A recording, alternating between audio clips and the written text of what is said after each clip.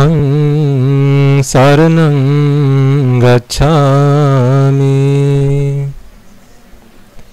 Dhammang saranang gacchami. Sanghang saranang gacchami. Dutiyampi buddhang saranang gacchami. Dutiyampi dhammang saranang gacchami. Dutiyampi sanghang saranang gacchami. Tatiyampi buddhang saranang gacchami. Tatiyampi dhammang saranang gacchami. Tatiyampi sanghang saranang gacchami. Sarana-gamanang sampunnang panati-pata veramani sikkhapadang samadhyami. Adinna-dana veramani sikkhapadang samadhyami. Kamesu micchāchāra veramani sikkhapadang samadhyami. Musāvāda veramani sikkhapadang samadhyami. Surameraya majjapama datthana veramani sikkhapadang samadhyami.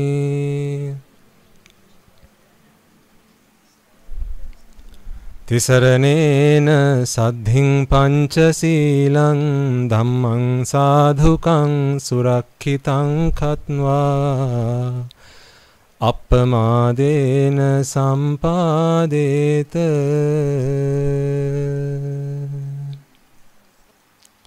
Okay, you may now all be seated.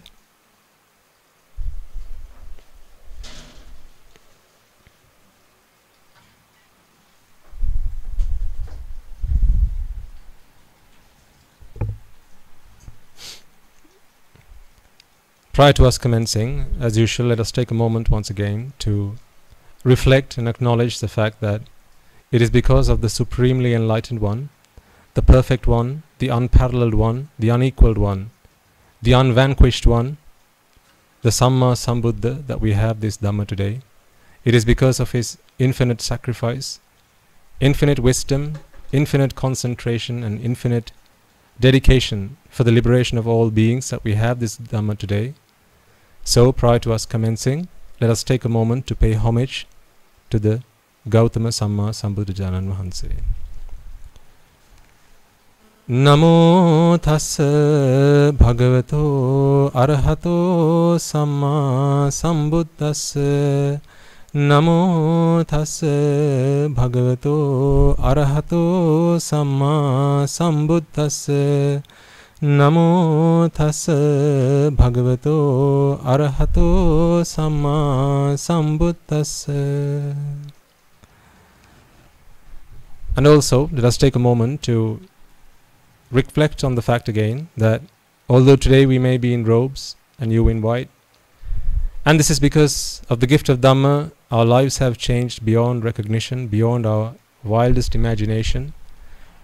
As you will know, as you will have experienced, you are not the same people who you used to be, and that is because of the Dhamma. However,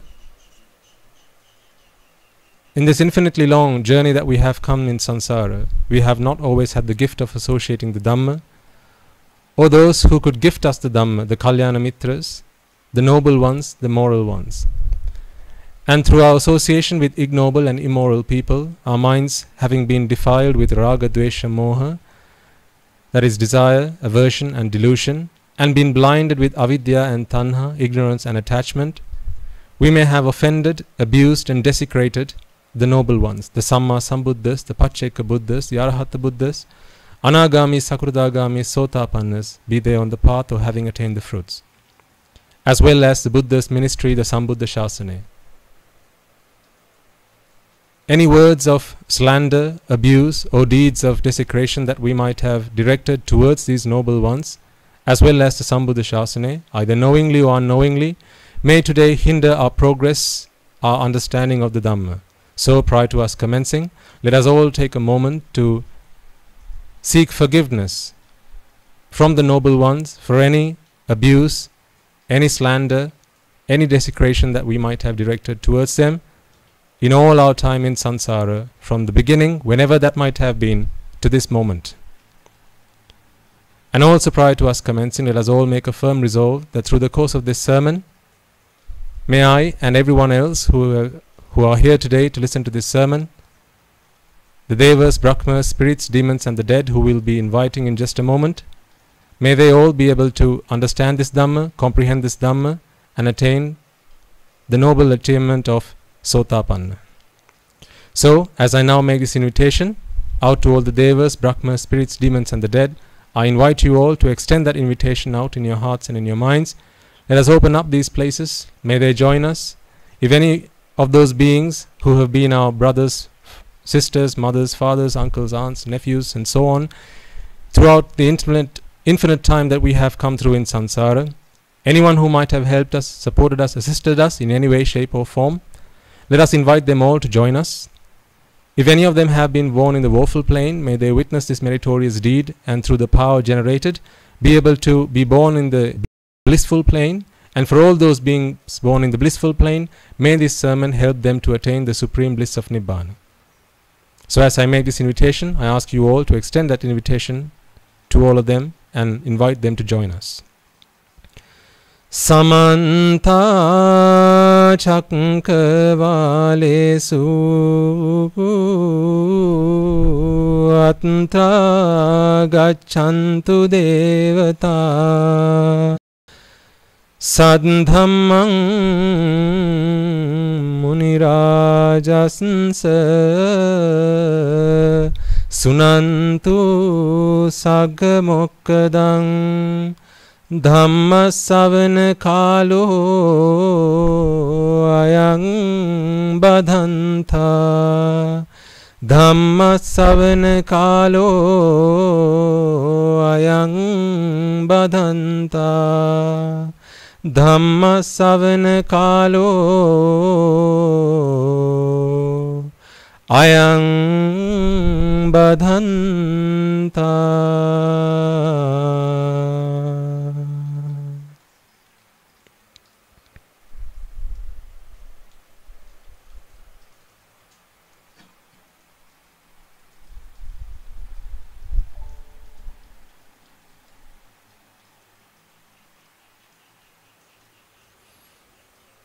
Okay.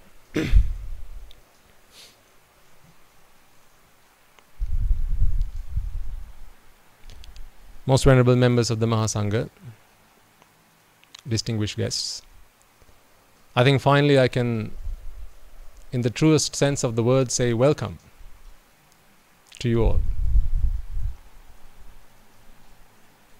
Thank you for being here. Welcome to our home, and perhaps home for some of you in the future. Who knows?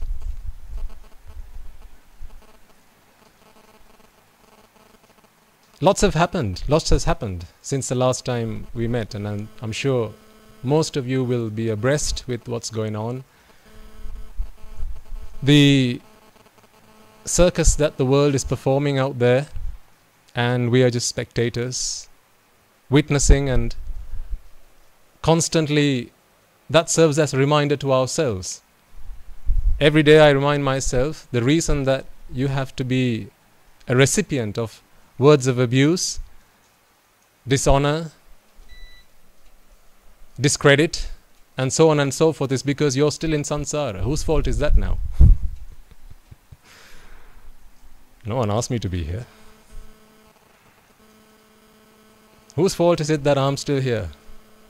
Whose fault is it that I still have to be on this seat today, preaching to you? And that's because I didn't do what I had to do when I had the opportunity many chances before. Every time I came across a Sambuddha Shasana, and there may have been times when I had the opportunity to listen to the Buddha's preaching right in front of him, from his own mouth, in his presence. And yet, I did not fulfill what it is that I had to. I did not do service to myself. So this is why we are here today. This is why I'm here today. And that is it's a stark reminder every day. But what I also understand is that when it comes to Nibbana, when it comes to achieving a goal that we have set for ourselves, there is very little point in regretting. There is very little point in regretting in any way, shape or form. I mean, some people regret, oh, how many Buddhas have I come past by now? Oh, bugger, I'm never going to be able to do this. This is another era of the Buddha. It's another one I'm going to be going past. These are all reasons for regret. Then there are others who regret, I should have started this journey much earlier in my life. Why did I wait so long in my life to start this journey? I'm old now. I'm frail now. I'm weak now. Why did I wait so long? These are all thoughts of regret. Then there are others who think,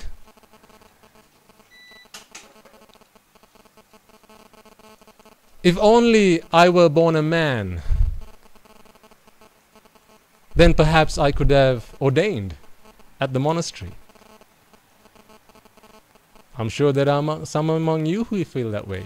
And there are lots of our listeners who do come and express these thoughts with us. So this is how I know. But what I want to really help you understand, ladies and gentlemen, is regretting doesn't really get us anything. It doesn't get us anywhere. True, we have to learn from our mistakes. Making the same mistakes over and over gets us nowhere except for the same place that we got to. And as a result of which, we are experiencing the errors of our ways. So we have to learn from our mistakes, but then it's a turning point from that point forward. All experiences we take are blessings. That's how we should see this. Because you see, we have no say on what vipakas that come our way, do we? Can you determine? Because if that were the case, then you can pick and choose which results of deeds you want to experience and enjoy. If that were the case, none of you would be wearing spectacles right now. Anyone like wearing spectacles? Anyone thought, hey, that's a really nice thing to do. Let me get myself a pair. I remember there was a time in my life I had to wear spectacles. That wasn't welcome, but I had to live with it. Then all the times that you were ill, ailed, disease, illness, none of these things we can pick and choose. There may be some of you who wish for a son but had a daughter. There may be others who wish for a daughter but had a son. There may be others who wish to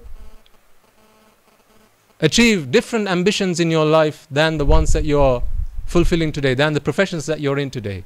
These are all results. Results we can not really do anything about. Because once you put 3 and 3 in its place and add the addition symbol between the two, Now you can't change the fact that it's a 6 that's going to come out at the end of the equation. You can't change that.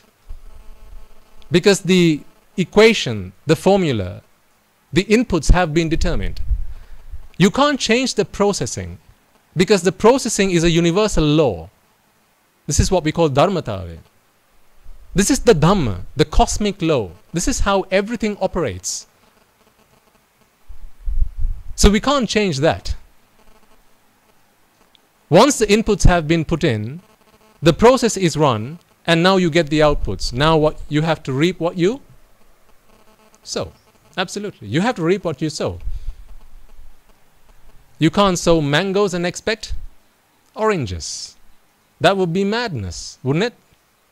Yes, see, even he knows. So if you want oranges, what is it that you have to sow? Orange. So if you want to reap good results, beneficial results, results that you can enjoy, that help you to relieve some of the suffering that come into your life. I mean, ultimately, what is good results? What are good results? You know, we speak about punya vipaka, good results. What are they? Yes, I get it. It is the results of good deeds. But essentially, what is their purpose? If you think for a moment about the society that we live in, there are some who have little means to get by, who struggle to make ends meet. Then there are others who live a mediocre life. They make enough money to live a reasonably comfortable life. They have a dwelling. They can put all 3 meals on a plate, and everyone in the home is fed. But that's just about enough to make a life going. Then there are others who live in the lap of luxury. At the flick of their fingers, they can demand whatever it is that they like. Who have the opportunity to live in mansions and castles, and others who have the opportunity to satisfy their hunger by eating all types of food and delicacies and so on. They sleep on the most luxurious beds. How many layers do mattresses come in these days? I remember when we first came into the monastery, and it's really good that you've today have had an opportunity to visit us here, because firsthand you will be able to experience some of the things that I've been speaking to you about in the previous sermons. I don't know if you can spot, but because of the fact that we've uprooted some of the rubber trees that used to constrict your vision, as you walk outside and you just look upwards, you'll be able to see a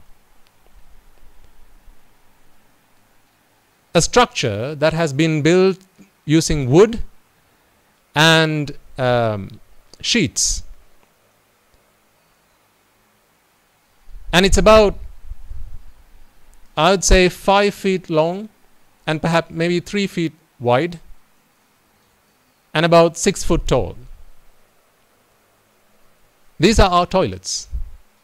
So there are about 50 of us at the monastery, and this is the facilities that we use at the monastery. And we are quite comfortable with that. I guarantee. Sometimes you have to wait because there's a bit of a queue, especially after the dane. But other than that, we really have no problem. And usually, what I really enjoy is when there's normally a queue, I find Swami and Mahansa speaking to each other on a 1 to 5, where are you? How soon do you need the facilities? On a scale of 1 to 5. This is all, really being supportive of each other. Being able to relate to another man's pain. Being able to empathize with another person. Because just because I am first in the line, I am first in ourselves.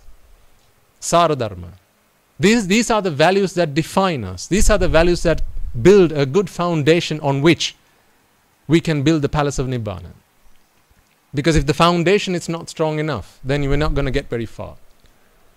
And these are all good values. Remember last week, or perhaps the week before, I reminded parents, if you see your children throwing toffee wrappers out the window as you drive past on the road, do you be okay with that, or do you stop and ask, Puta, what did you just do there? Remember? Did you do that?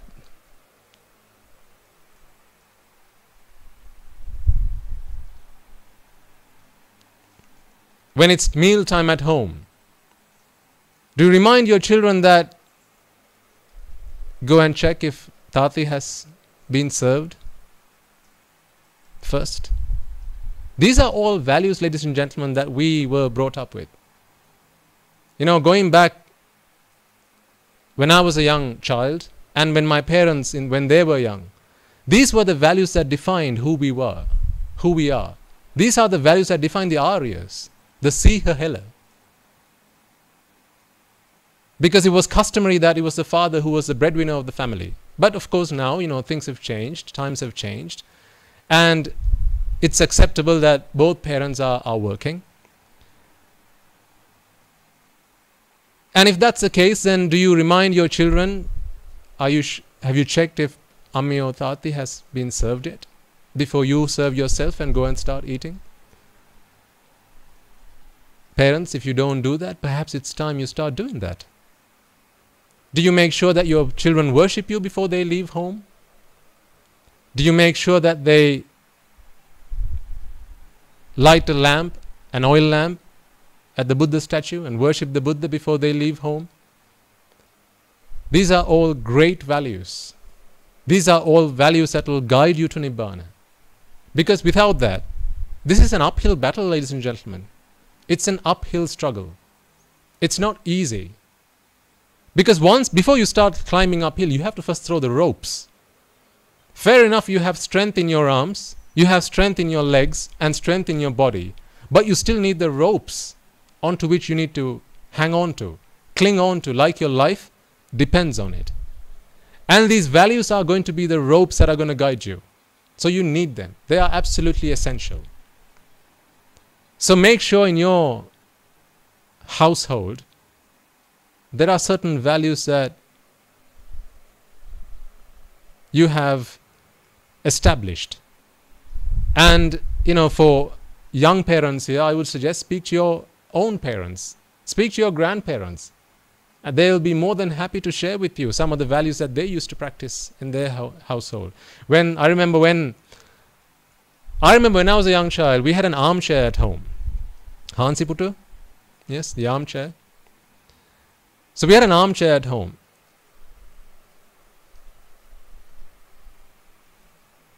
When the armchair was first brought to our home, I noticed that Appachi used to sit on the armchair, and one fine day when he was not at home, I decided I should go and sit on that, see how comfortable it is. Because I remember Appachi sitting on the armchair with his legs extended, you know, because they have the foot rests and the arm rests and so on. So it's quite a comfortable chair for those of you who will have experienced sitting on an armchair. Have you sat on an armchair? Good.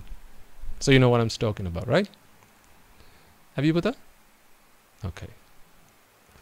When you become an Appachi one day, you will do that. Hopefully you won't.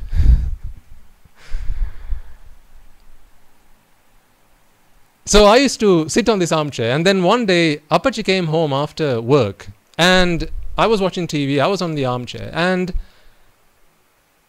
it didn't feel like I didn't feel like I had to get up at that point in time. And I thought, so what? You know, it's Appachi coming home, he's just come after work. And normally when Appachi walks past the living room, he would greet me. He would say, Puta, how's your day been? Have you done your work?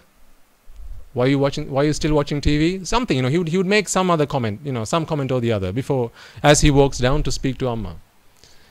But on this day, he didn't speak a word. He didn't say anything.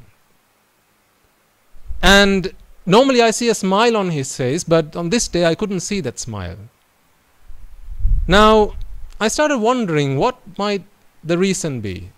Now, my dad was a particular type where if he spotted something wrong with me, or something that was a fault with me, he wouldn't normally come and speak to me. Who would he go and speak to? My mother. Yes. Again, this is the way that we've been brought up. There was a certain way that things used to happen at home. So my Appachi went and spoke to Amma. And that evening, Amma came and sat down with me and she said, Putta, when Appachi came today, were you sat on the armchair? I said, yes, Amma. Did you get up when he walked in? I said, no, Amma. At that point, she had a choice. She could have said, it's okay. But that's not what she chose to do. She said, Putta, that's not okay. She sat me down and she started to talk to me about the values of a mother and a father. She spoke to me about why parents are a treasure to a child. She spoke to me about how we should respect our parents. She spoke to me about how much Appachi and Amma have done for me. And how, although I might feel that, food grows on trees, money grows on trees, pocket money grows on trees, all you have to do is go and look under the, look on the table and there would always be money. This is how I thought money would, they just came from somewhere. I didn't bother to think about where it came from. But my parents took the time because they decided it was not okay for me to be sitting down on the armchair with my arms and legs extended to see my Appachi walk past after he'd done a day's work of labor, for me to just sit down there and treat him like I would treat any other man. So these are all things that I would strongly encourage parents that you do in your households. And I'm sure there'll be most of you who already do such things. And that's really great of you. But I know that these sermons, we stream them online to lots of countries internationally.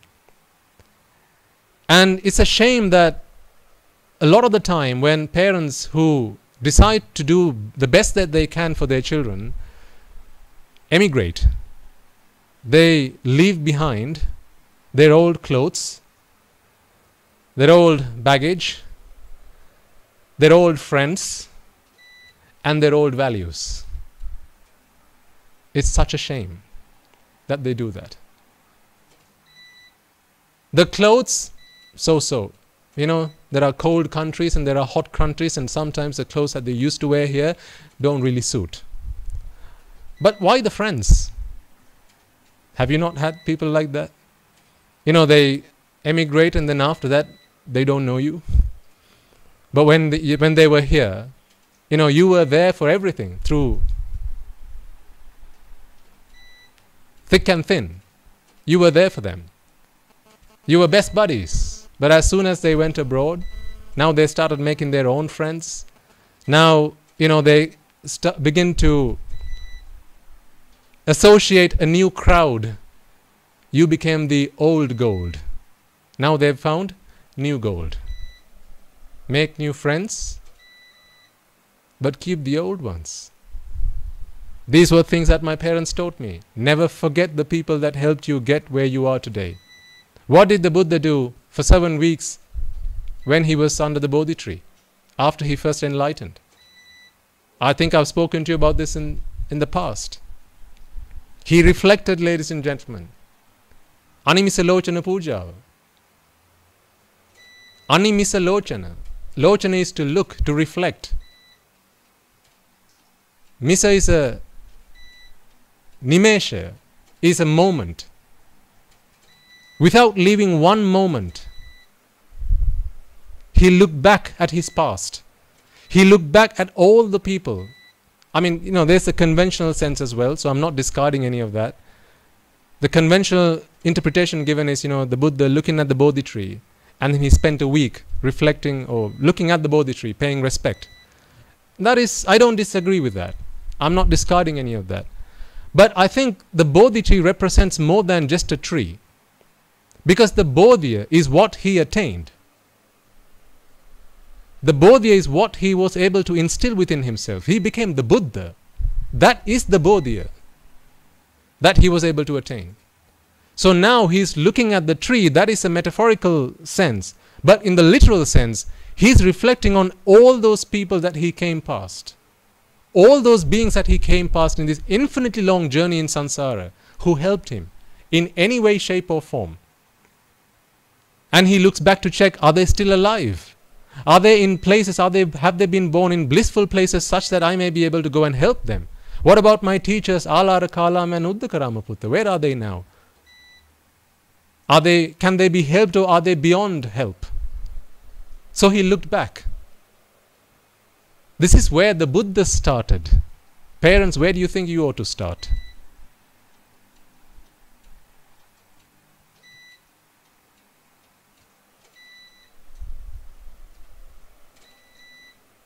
So if you have this objective that both yourselves and your children, in this lifetime itself, you want to be guided and you want to guide your children to Nibbana, make sure that before they start climbing this rock, because it is a rock, it's a huge rock, and sometimes there are slippery places, sometimes there are thorny places, sharp edges that can cut you if you're not careful. So you need good, solid, strong ropes that will help you get there. And you also need a teacher. Until you've learnt and mastered the art, you'll need a teacher. So parents, make sure, and when I say parents, make sure you do this with your children. Well, don't forget that you are also children to parents. The best lessons are taught through example. Teach by example. So when you go visit your parents, when you take your children to visit their grandparents, make sure that you treat your parents. Make it an example to your children. Every once in a while, if you're abroad and listen to these sermons, every once in a while ring home. Speak to your grandparents and make sure your children get a chance to speak to them. Just because they're abroad, just because now they have forgotten their mother tongue, don't let that be an excuse. I remember when I was younger and my mother used to, whenever she rang Archie, she would say, Putta, come and speak to Archie for a few moments. I said, no, I don't want to speak to her. She's old. She doesn't have anything interesting to say. Why should I speak to her? I've got better things to do. And she said, no, that's wrong. She was not okay with that, ladies and gentlemen. She was not okay with that. She made me talk to my grandparents. She made me talk to them. She made me ask them, Archie, how are you? How are you doing? Are you well? Are you okay? She made me do that. And thanks to her, I learned the value of respecting parents. I learned the value of respecting my elders, my teachers. How many children today have forgotten the value of respecting their teachers? The very people that teach them how to live, how to get by in life, how to distinguish your friend from your foe. We've forgotten those values. I think much of this is probably for our foreign listeners, because I appreciate, I know the kind of lifestyle that I used to live when I was back in the UK. And I'm sure, some of you will have similar experiences. Because it's very easy when you don't have the Satpurusha Sevane. Right? All of this comes through Satpurusha Sevane. And I'll explain that a little bit more. I'll show you why this is so important in a little bit. All of this comes through Satpurusha Sevane, the association of noble and moral people. Put noble people to aside. First we need to associate with moral people. That's how an immoral person becomes a moral person. And a moral person then goes on to become a noble person. You don't jump from being an immoral person to a moral person. There's one step between that. And that's becoming a moral person. So these morals, you don't find them under your pillows. You don't find in your drawers.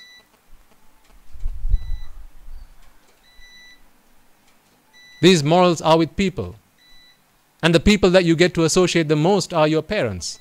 So, parents, this is why your children have to be taught these values and show these by example. So when I got to speak to my Archie, she would talk to me and she would say, Puta, I'm not feeling too well these days. I've got a backache. And every day I used to speak to her, she always used to complain about her backache. And I remember asking Amma, why does Archie always speak of a backache? You know, the backaches I get, I have it 1 day, 2 days, and then it's gone. Why does Archie always talk about a backache? And then she says, Puta, Archie's old now. Archie's old now.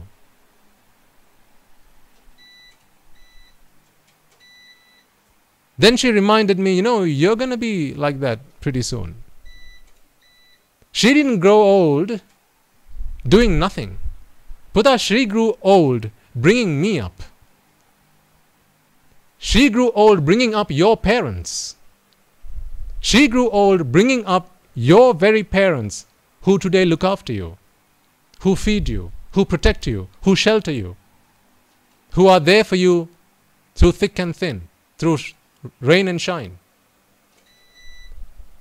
So all the things that you have received today, all the toys that you get to play with, all the education that you have, the friends you have, your bedroom, everything that you see there, the reason that we were able to give this to you was because of whom? Our parents. So do you not begin to see the connection now? Don't you think you should pay respect to your Archie and Sia as well? Because otherwise, if you don't show these things, parents, your children are going to forget these. Because chances are when they go to school, hardly do they speak about these things nowadays. Because now it's just technology and computers and this ology and that ology. The ologies have taken over. All these sciences, they've taken over. I'm not particularly saying that's all bad and wrong, but what I'm saying is, don't forget your values. Because these are the values that made you the people who you are today. They are the values that made you who you are today. If you're proud about the fact that you respect your parents, you ought to be. But remember, it's those values that your parents instilled within you that brought you up in that way. Well, your parents, your children need that training. Your children need that refuge as well. So make sure you give them that. So I was speaking about Satpurusha Sevana. This is the association with moral people. Now, if you remember last week, have we opened all the windows?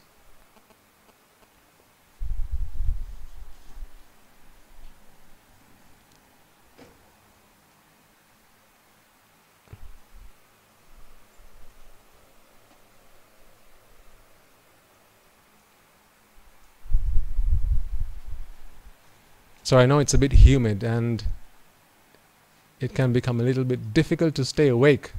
Not because it's not your fault, it's just, you know, no hetu, no pala. It's all cause and effect, right? When the concentration of oxygen starts to drop, then people, you know, start to feel drowsy. So let's try and get some ventilation into this room as much as we possibly can. Are there any other windows that can be opened?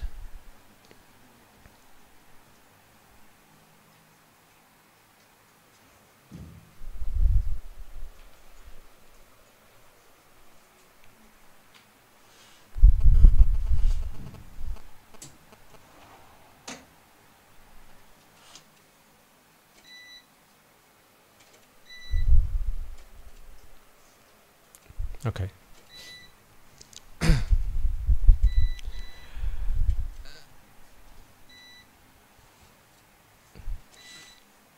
Recently, one of our Anagarikas came up to me and asked me,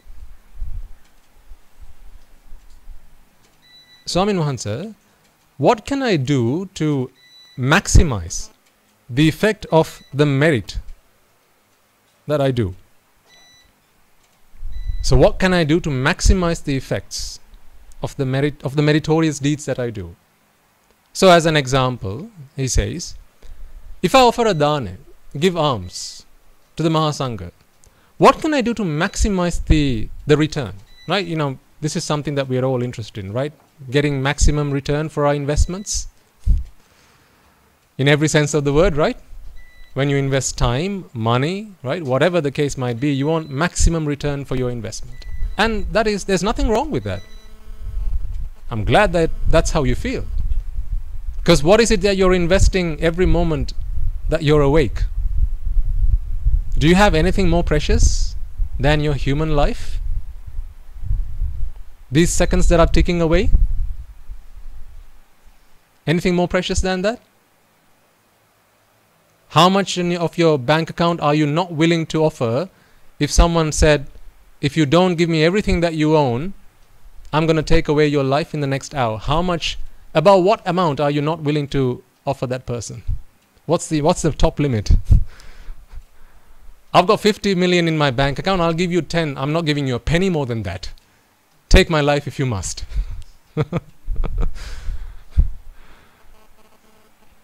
No, that would be foolish, right? So because we understand that the most precious, the most valuable thing that we all have is this human life. These seconds that are passing by. So these are seconds that you have invested by being here today. This is why whenever you're here, whenever we meet, ladies and gentlemen, I want to make sure that you get the most for your investment. Because I have a bigger responsibility than your banker. Because with your banker, you're giving away something that you can earn again. What are you giving me now? Something that you can earn again? No. What you're spending here cannot be earned again. What you're spending at the party cannot be earned again. What you're spending at your workplace, at the school, at the playground cannot be earned again. It's money spent, never to be earned again. So when you're spending something that you can't earn back again, well then, I have a huge responsibility to make sure that the return that you get for it is well worth it. So this Anagarika son, he comes to me and asks me, Swami Nuhansa, can you tell me how do I maximize the return of my meritorious deeds, the investment that I make?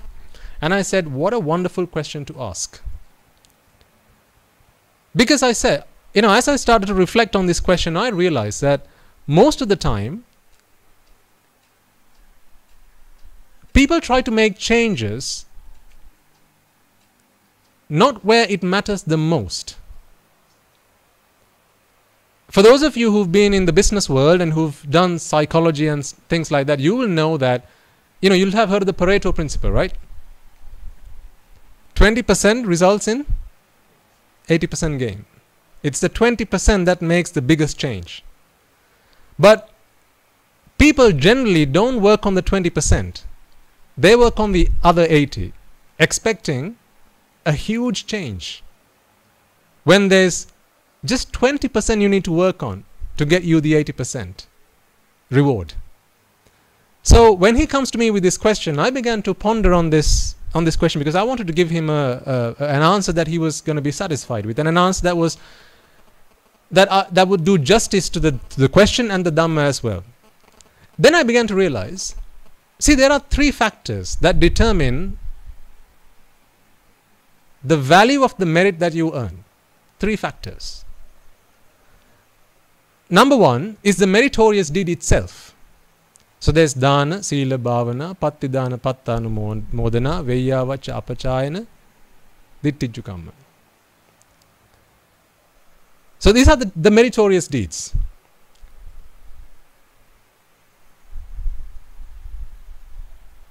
Which meritorious deed you do is one of the factors of this equation. So this equation goes something like A times B times C equals, say, X.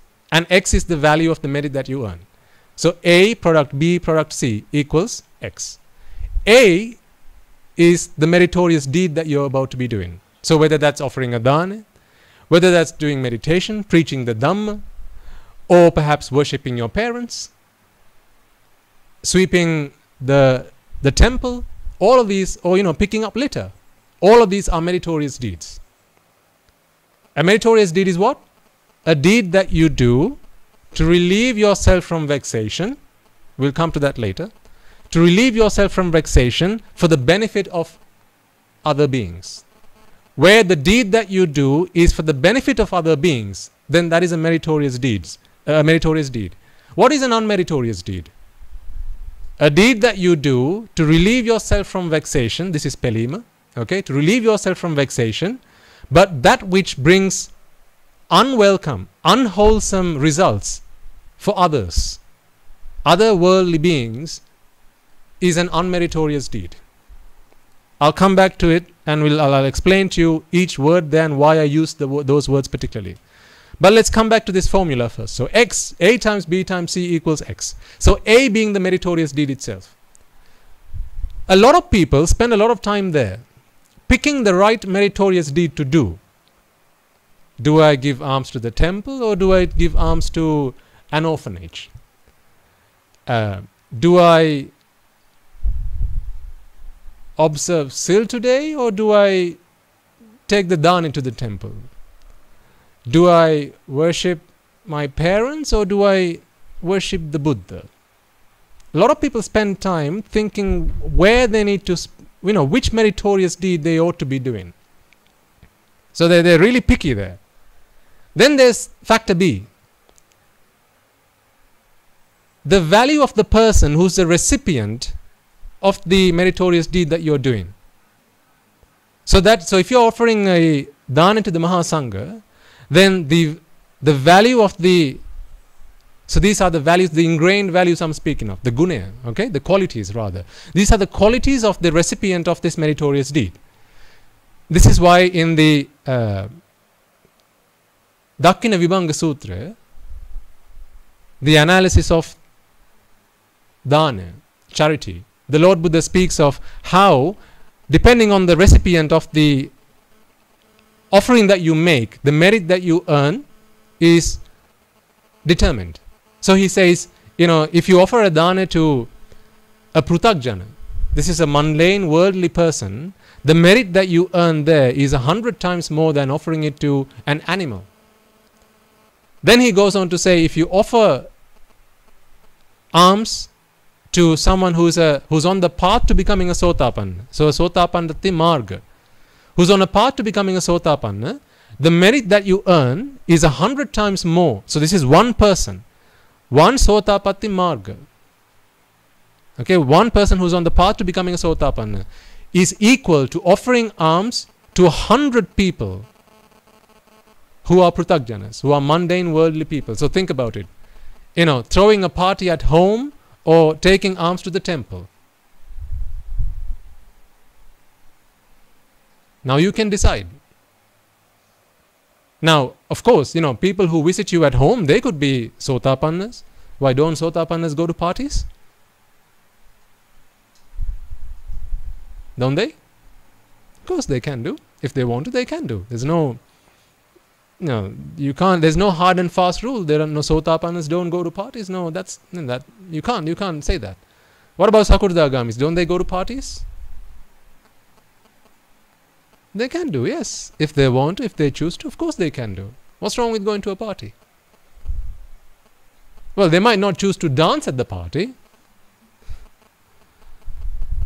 But, if they have been invited, then chances are that, if they're a close friend, then chances are they'll do. What about an anagami? If you throw a party, will an anagami attend your party? What do you think? Might do.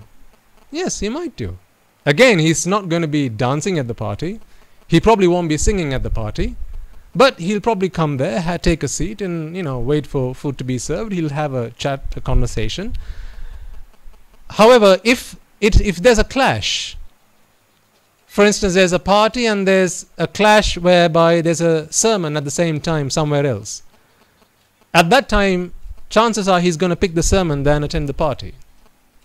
But if there are no other engagements, or if he's not particularly, if he's not got any particular issue about, the purpose of the party or who's throwing the party and so on and so forth, there's no problem with an anagami turning up to a party. What about an arahatun wahanse? Does an arahatun wahanse turn up to a party?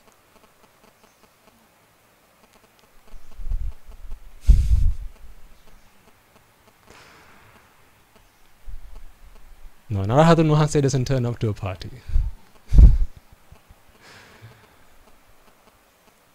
He doesn't turn up to a party. If you're offering him food, then he'll turn up and accept the food that you're offering him, but he's not turning up to a party.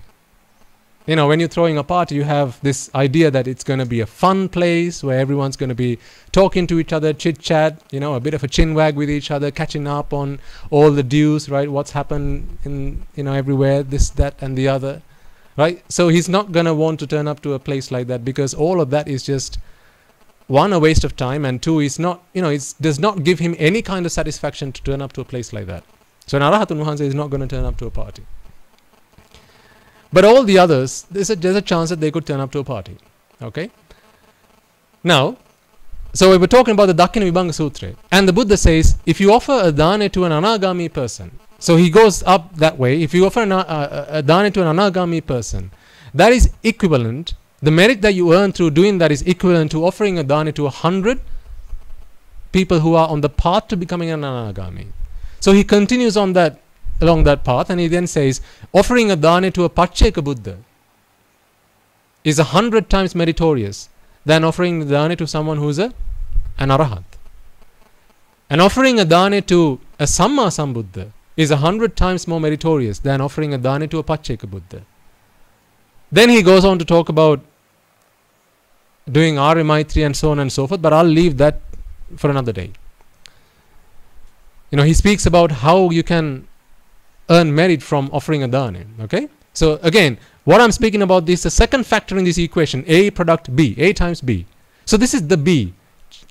Investigating or checking what values, what qualities does the person who's the recipient of this meritorious deed have. Now, this is a really tricky thing to do, though. How can you tell if someone is a Sotapanna? You don't know. How can you tell if someone is an Arahatun Wahanse? You don't know. There are people who've actually walked past the Buddha and asked him, who are you? People walked past the Buddha and asked him, who are you? So they've not even known the Buddha. Because how do you see the Buddha? Through the Dhamma. One who hasn't seen the Dhamma does not see the Buddha. So you can't see a Buddha or an Arahatun Wahanse or an Anagami person or a Sakurdagami person. You can't check the value or the qualities of someone by observing them through your physical eyes. That's not possible. But don't a lot of people try to do that? When they offer dana, don't they pick a temple and they say, you know, the monks in that monastery, they're a lot more virtuous than the monks in our local temple. So let's take the dana there. I know a lot of people who do that. But just because a monk lives in a monastery, all of a sudden they are so virtuous. Just because they wear a red colored robe, they are more virtuous than someone who wears a saffron robe. Says who? Who gave you the authority to decide that? Only a supreme Buddha can be a judge of character. Remember that. Only a supreme Buddha can be a judge of character. Because what quality do you need to be able to judge someone's character? There's a particular knowledge. It's called Asya Vakya Jnana, or actually Indriya Paro Pariyata Jnana. Asya Anusaya Jnana. Asya Anusaya Jnana and Indriya Paro Pariyata Jnana. Asya Anusaya Jnana, I don't know the English term for this, but this particular knowledge is only instilled on a supreme Buddha, as well as the Indriya Paro Pariyata Jnana. I don't know the English terms for these two. I'll find out and I'll let you know perhaps next week. Maybe Dasahamdru can help me with that, my young assistant. But what these qualities enable a supreme Buddha to do is to check somebody's character and see how much defilements are left within them. Astrava, these are the cankers. How good are they? What good qualities do they possess? What bad qualities do they possess? Indriya paro pariyatta jnane. They're able to check the faculties of this person. What are the indriyas?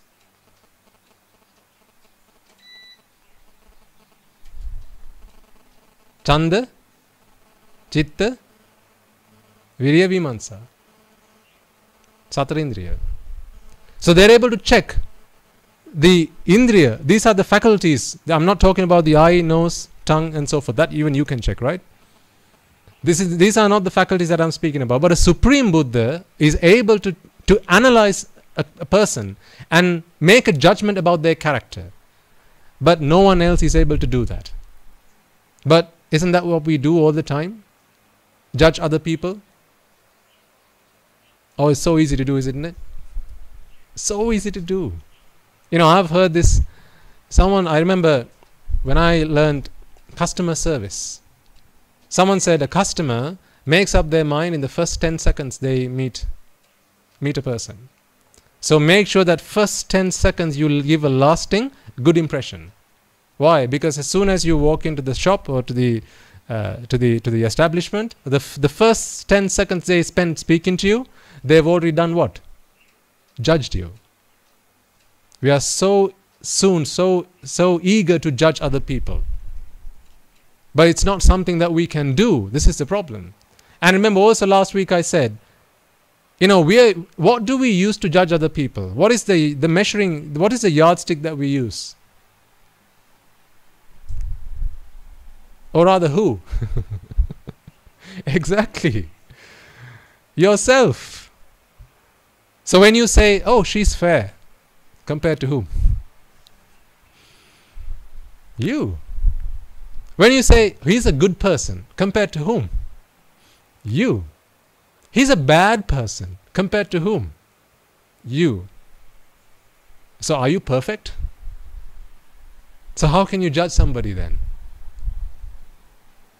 So this is why, if what you're trying to do is change B, which is that second variable in our equation, or check and gauge the value of the person, the recipient of this meritorious deed, then what you're trying to do is something that's really difficult.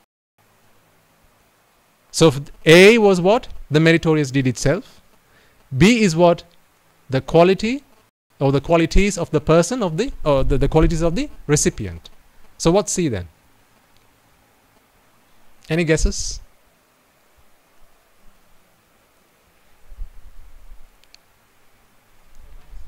Beg your pardon, sir? Another word. Express that in a slightly different way. Using what I've explained, it's related to B. Whose qualities? Absolutely. Your qualities. The values that you hold within yourself. What kind of a person are you? What did the Buddha say? Chetanaham bhikkhave kammang vadami. Volition is what? Karma. Volition, I say, is karma. So in A, B and C, where does volition come? Which bit does volition take place? It's the C. Of course, A helps you determine what meritorious deed you're going to do, but even a meritorious deed, do it through ill volition. You could give someone, you can do an alms giving, right? And in your mind you're thinking, these wretched monks, why should they turn up at my door? There are so many houses on this street. Did I not tell you one of our monks experienced that? You know Venerable Vasaga Dhammatero? So when he, myself and one of the other monks, I think you were with us as well, yes. We went once to a temple, and when we used to deliver sermons by traveling and so forth. We got to spend a few days in a particular village. And what Vasagadhamma Swami once and I decided to do is, I said, I'll go left, you go right. And then we'll go on Pindapata, alms. So this is begging, right? With the alms bowl. And it was really, it was an incredible experience, because the experience I got was a complete opposite of what Vasagadhamma Thera got. I think I shared my story with you, if I remember vaguely, when I went past the first gate, or the first door I went past was a school.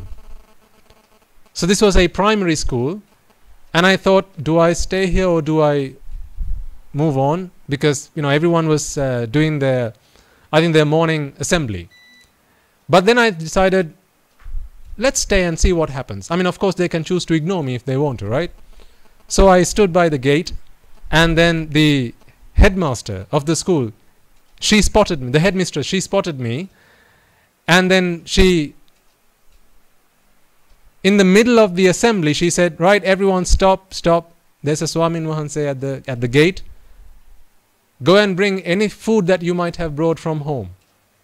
So she says this to the children.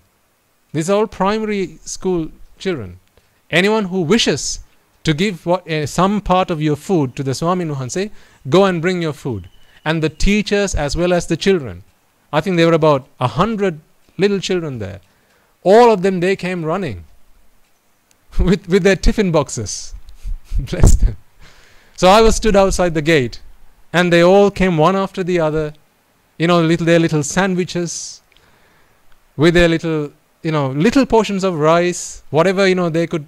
Their parents sent them to fill their little stomachs, right? Whatever food they had, they offered it to the Swamin Wahanse. I was stood there with my arms bowed, and then they worshipped me, and then the teachers did the same, and the headmistress did the same, and then by the end of that, my arms bowl was full. I didn't have to go anywhere after that. And then they all went back into the school, and then I wished them well, and I continued. And then actually there was another lady I spotted before I decided, I think there was a little bit more food I could accept into my alms bowl. Now, I'm not going to consume all this food. The reason I go on alms is not because there's no food in the temple. The reason I go on because there are others who bring food to the temple as well. There are people who've put down their names against the diary. We've promised to bring alms and so on. But the reason we go on alms begging for food is to give people the opportunity to take part in giving alms. This is the example that our forefathers, Mahakashava Maharatan Wahanse, gave me. He went looking for people who were in need of merit. Remember how we went to the leper and helped him be born in the Deva world? Remember that story, right? So similarly, this is why we go on alms. So the second person I met was a lady. She and her mother, they were running to catch a bus, and I saw the bus coming from afar.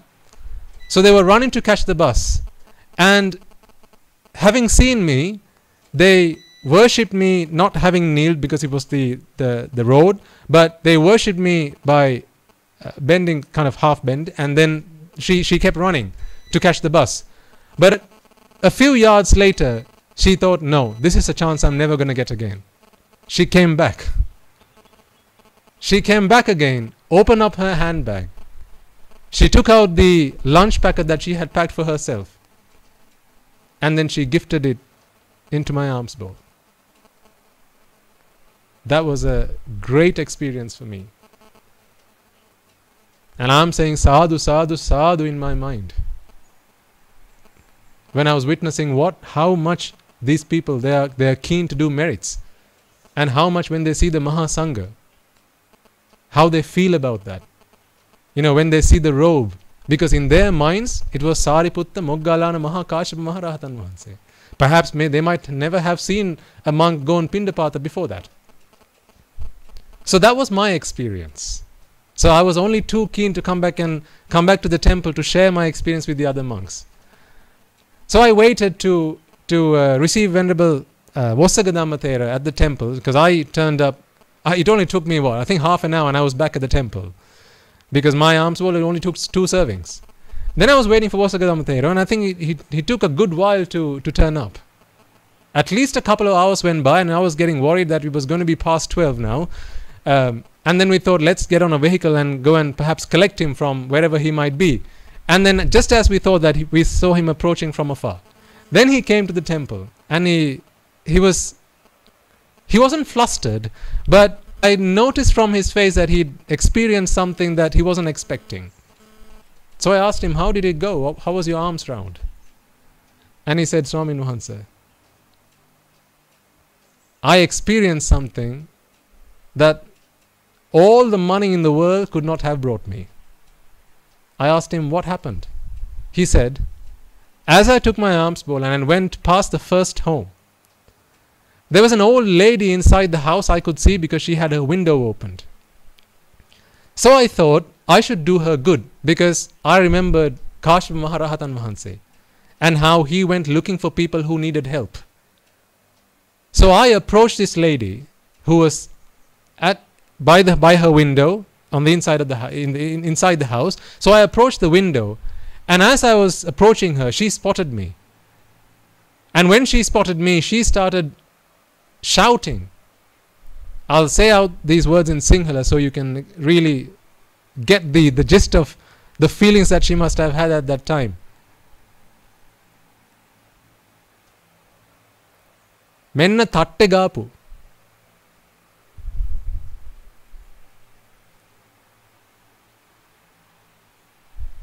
හාමුදුරුව කෙනෙක් එනවා. මේකට නම් මුකුත් දෙන්න එපා. ඔක්කොම ගෙවල් ඇතුළට ගිහිල්ලා දෝරවල් වහගන්න. තට්ටේ ගාපු හාමුදුරුව කෙනෙක් එනවා. කවුරුත් දාන දෙන්න එපා. ගෙවල් ඇතුළට ගිහිල්ලා දොරවල් වහගන්න. So in English, here's a bald-headed monk approaching. No one offer him alms. Everyone get inside and shut the door.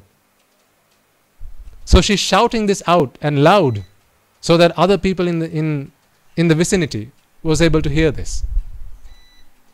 So she wanted not just herself. It was not only her who didn't want to offer alms, but she wanted to make sure that no one else was going to do that as well. And so obviously this was not something that the Swamin Wahanse was expecting. He turned around and he continued walking. So people who heard this, some of them were quite shocked. Others thought, why is this lady like this? And others, despite the shouts and the warnings, they came and offered alms. But for that he had to go quite a distance. The best part of the story was when he came back, he said to me, Swamin Wahanse, when that lady shouted at me, I didn't feel a modicum of anger in my heart. I didn't feel just even the tiny bit of frustration, resentment, anger or hatred towards that lady. All I could think was, oh, what a poor soul you are. Oh, what a pity. When you have this great opportunity, I have come to your door to make use of this opportunity. You have kicked me. What a great loss for you. And he felt sympathy towards her. And then he continued on his way. And he said, this is how my great forefathers would have done back in the day. So it's not right of me to behave in any other way. And I said, sadhu, sadhu, sadhu. So the reason I shared that story with you, ladies and gentlemen, is because most of the time where people try to change or what people try to influence is the B. That's that factor, the value, the quality of the person who's the recipient of the meritorious deed that you do. Think about it. If someone comes and knocks, a poor beggar you see on the road, don't you try to judge his character before you give something? Are we not too eager to judge other people's character? Because when you do so, the thing is, here's an opportunity for you to do merit. Here's an opportunity for you to do merit. What that person uses that money or whatever you've given them, what they use it for is up to them. If they use it wrongly, if they use it, if they misappropriate it, then who's going to suffer for that? They are going to suffer for that. But the fact that you have given it with good thoughts, good volition, with wholesome feelings, the merit that you acquire is immense. It's huge. So this is why I say, and also I think Guru Swamin Wahanse always reminds you, when you visit the monastery, when you go to the temple, do you find yourselves rolling on the floor when you worship the Loku Swamin Wahanse, and then just, kind of doing a, hey, see you later kind of wave goodbye to the Podi Swamin Wahanses? Or do you worship them the same way? Are you judging their character, and depending on their character you're trying to determine how you should worship them? Because then in your hearts and in your minds you're worshipping the person that's in the robe, not Sariputta Maharatan Wahanse. So you see, to be able to see Sariputta Maharatan Wahanse, you see a robe, which factor do you think needs to change? Is it A, B or C? To be able to see Sariputta Maharatan Wahanse, whoever it is that's behind the robe, A, B or C? It's C, not the B. Did you understand what I'm saying? It's a subtle point. To be able to see Sariputta Maharatan Wahanse, Kashyapa Maharatan Wahanse, Moggallana Maharatan Wahanse, in whoever is clad in a robe, to be able to see that person, what needs to change is not the outside person. It's how you see them. So if it's how you see them, then the factor that needs to change here is not A, which is the meritorious deed. It's not B, that's the value or the quality of the person that you're venerating. It's C, the qualities and the values that you hold.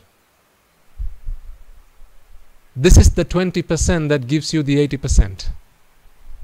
This is the 20%, ladies and gentlemen. I'll give it to you in a simile. Imagine there are two logs that you want to stand upright. Okay? Or two, let's say, planks of wood that you want to stand upright. So, something like this. Can you see what I'm doing here? Okay? This is what you want to do with them. Now, imagine that one of these planks is quite long, the other is only half the length. If the value of, or rather, if the height that you want to, if what you're trying to do is lean them on each other, so you can get them to the highest height, or you can get them as high as you possibly can. Now think about what factors do you need to decide? What are the determining factors that help you to bring these two planks as high as you possibly can? Let me explain that to you again. There are two planks of wood. What you're trying to do is lean them against each other and then stand them upright so that they are high upright as they possibly can be. Okay? So obviously they are resting on the ground, but one end is facing towards the sky. Okay? So now you have two planks. You can't stand one up on its own. You need the help of the other. So you have the two of them, one supporting the other. So they're mutually supporting each other. Right? Now, if one is this long and the other is only half the length, does that not have, does the fact that this one is only half the length not influence the height that you can achieve by leaning one against the other? Because if one is only half the height, then it's going to be something like this. You can't do that. So for those of you who are online, they're wondering what am I talking about? You can't do this, you can only do that. I'll explain to you what I'm using my hand gestures to show something here. So you have two planks that are leaned against each other, two ends on the ground, the other two ends touching each other. If one plank is only half the length of the other, then you can only stand it half the length of the first plank. One plank, the height of one plank is going to be the It's going to be half the length of the other plank, right? Now, if what you're trying to do is to get these two planks, the resultant, it doesn't matter which plank is more upright, because what you're trying to do is to get the resultant height as high as you possibly can. One way you could aim higher is by extending the length of the longer plank. Now remember, the one plank is, so this is what you've done right now. You can extend the length of the longer plank. But for those of you who studied Pythagoras' theorem, to get this to achieve a particular height, you're going to have to extend this quite a bit. You're going to have to extend this by quite a bit, because this is the hypotenuse. You're going to have to extend this by quite a bit in order to get the resultant height that you're trying to achieve, to get that to be as high as you possibly can. The other way you could do this is to extend what? The shorter plank. If you extend the shorter plank, then you don't have to change the longer plank. Extend the shorter plank. As you extend the longer plank, what you're doing now is moving that further up. And then the resultant height is going to be greater than before. What you've done here is change the height of the shorter plank and not even touch the longer plank. Now, what's the longer plank and the shorter plank here in our simile? The longer plank is what? The qualities of the recipient. And the shorter plank is the quality of who? The donor, or yourself, who's doing the doer of the deed. If you extend the length of the shorter plank, you don't have to even do anything with the longer plank. So you see, all you have to do is instill value within yourself. I'll give you a really simple example. One guy goes to the temple to offer alms on first day of the month. First day of the month, he does not worship his parents. He doesn't believe in worshipping parents. He goes and offers alms at the temple. Does he not acquire merit? Of course he acquires merit. Why? A, offering alms is a meritorious deed. B, you're offering alms to virtuous monks and bhikkhu, bhikkhuni, upasaka, upasikas, right? So that's all good. And C, there is a certain quality, there are certain values that this person has, and therefore A times B times C equals the total of the merit that you have acquired. Now, the next day he decides, you know what, I want to acquire more merit by doing the same meritorious deed. What's the easiest thing to do? Day one, he doesn't worship his parents, he doesn't believe in worshipping parents. If all he did on the second day is start worshipping his parents, now he goes to the temple, starts off doing exactly the same dana, the same alms giving, exactly the same food, to the same number of monks, to exactly the same monks. Which factor has he changed here? C, which is the value of the person that's doing the deed. What happens to the resultant value, that is the total merit that he has acquired? Goes up. So you see, isn't that the 20% that gives you the 80%? Isn't that the bit that you can influence the most? Can you decide how many monks will be at the temple if you come here to the monastery to offer alms? You can't decide that, because you don't know what engagements we might have, whether we might have to travel somewhere, so on and so forth. If you want to offer more food, then perhaps you'll have to spend more money.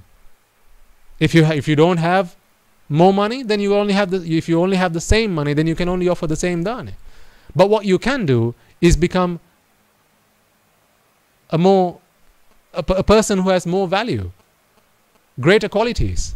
And simply by doing that, you have increased the value of the meritorious deed. That's the 20% that brings you the 80%. Now that's really something to think about. Now think about all the meritorious deeds that you do already. There may be some of you who offer alms. There will be others who perhaps give rations to those who are subject to natural calamities like the tsunamis and other disasters and so on. Right? They're all meritorious deeds. There may be some of you who go and observe Sil at the temple every Poya day. There are all meritorious. All of these are meritorious deeds. Offering flowers to the Buddha, again meritorious deeds. Now, if you've understood that theorem, let me ask you this question. As you'll know, an Arahatun Vahanse does not do merit or unmerit. They don't do good deeds and bad deeds. Right? Because they don't acquire merit by doing that. Punya papa pahinassa. How can one earn the most amount of merit by offering a dane? Now you know the equation. A times B times C. A is fixed because this is offering a dane. Now you can decide B and C. And we are aiming for the most amount of merit that we can try to acquire. What is B according to the Dakkina Vibhanga Sutra? The Mahasangha. The Mahasangha, which includes all the Sangha from the past, the present and the future, which includes all the Buddhas, the Pacceka Buddhas, the Arahatta Buddhas, right? All the members of the Mahasangha to ever have set foot on this earth, who are present here today and who are due to enter the Mahasangha in the future. All three time periods are included in the Mahasangha. Now what about C? Can an Arahatun Vahanse offer a dane and attain and achieve merit by doing that? No. So who's the next person down? Anagami. So the most merit that can be achieved by offering a dane is when what happens? When an Anagami person offers a dane to the Mahasangha. Are we talking about individually the merit that you acquire? Because once you become an Arahatun Vahanse, you don't earn merit from that point forward. But up until the point you become an Anagami person, now you are acquiring merit with all the meritorious deeds that you do. So, let me ask you a different question then. Here's what I'm proposing to you, and I know you offer dana to the temple, I know you do meritorious deeds. Wouldn't you like to increase the merit that you acquire by not changing one bit about the dana? You don't have to go change the date. You don't have to go for different types of food. You don't have to pick a different temple. Nothing like that. Wouldn't you like to gain more merit, better return from your investment? Wouldn't you like to do that? So you can tell me then, how can you do that? How is it you can do that? If you are still a mundane, worldly person who's a pruthakjana, how can you earn more merit? By becoming a sotapanna. If you are a sotapanna, to earn more merit by offering exactly the same dana, what can you do about that? Become a sakurdagami. And then to earn more merit than that, become an anagami. That's the highest you can go. Beyond that, you can do meritorious deeds, but you're not going to earn merit. Why? Because you don't need merit. You don't need to be earning merit from that point forward. Because from that point forward, it's all vipaka. It's all results. Because doing merit is a karma. This is a deed. A deed acquires merit or unmerit. There are wholesome deeds and unwholesome deeds. Punya karma and papa karma. Now, you might wonder, remember at the start of the sermon I was speaking about association with moral people, Satpurusha Sevana, and why it's so important to do that. This is why I said parents be moral people, give that moral association to your children, right? Give that Satpurusha Sevana. Now you might wonder, what's the connection here? Meritorious deeds and moral people and attaining Nibbana, where's the connection? What I'd like to propose to you, ladies and gentlemen, attaining Nibbana and cultivating values and qualities within yourself are not two different things. They are one and the same.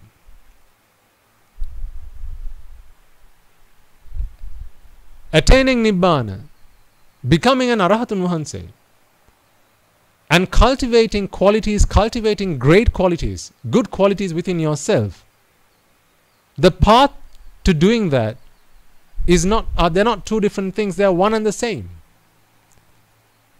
Let me give you an example.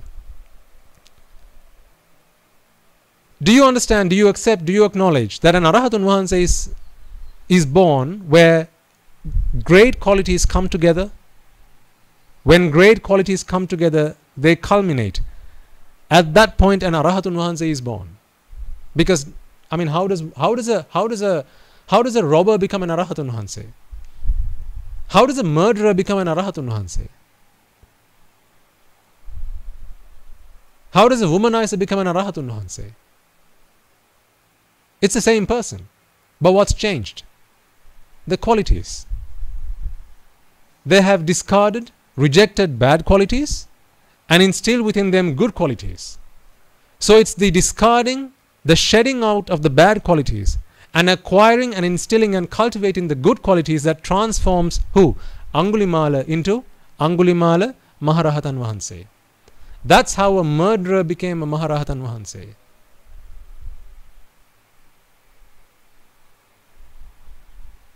What happened? Shedding away bad qualities and instilling and cultivating good qualities. Because when, I mean, you know, we've spoken about the Suvisi Guna. You know, when you worship the Buddha, Dhamma and the Sangha, you recite the qualities of the Buddha, Dhamma and Sangha, right? Itipiso Bhagava Arahang Samma Sambuddho Swakato Bhagavata Dhammo Supatipanno Bhagavato and so on, right? So these are qualities of the Buddha, Dhamma and the Sangha. The qualities of the Buddha, Dhamma and Sangha are what takes one from a mundane worldly person to become an Arahatun Wahanse. These are the qualities that one must instill within them to become an Arahatun Wahanse. Once, because, you see, do you think that the Buddha would have ever come into this world and preached or given us a stanza, a gatha, and said, you know, these are my qualities. Now, why don't you all start reciting my qualities and start worshipping me? Go on. Do you think a Buddha would have done that? When there are many millions and trillions of devas, brahmas, who are waiting for the opportunity to come and worship him and venerate him and attend to him, what need do you think a Buddha might have had to come up with a stanza? Let me think. People, you know, I think they ought to worship me. Let me come up with a gatha for that. What are my qualities? Itipi so bhaga. That's a good one. Everyone come here, sit down, right? I'm going to teach you this gatha. Now recite, learn it, and now start worshipping me. Go on. Do you think a Buddha would have done that?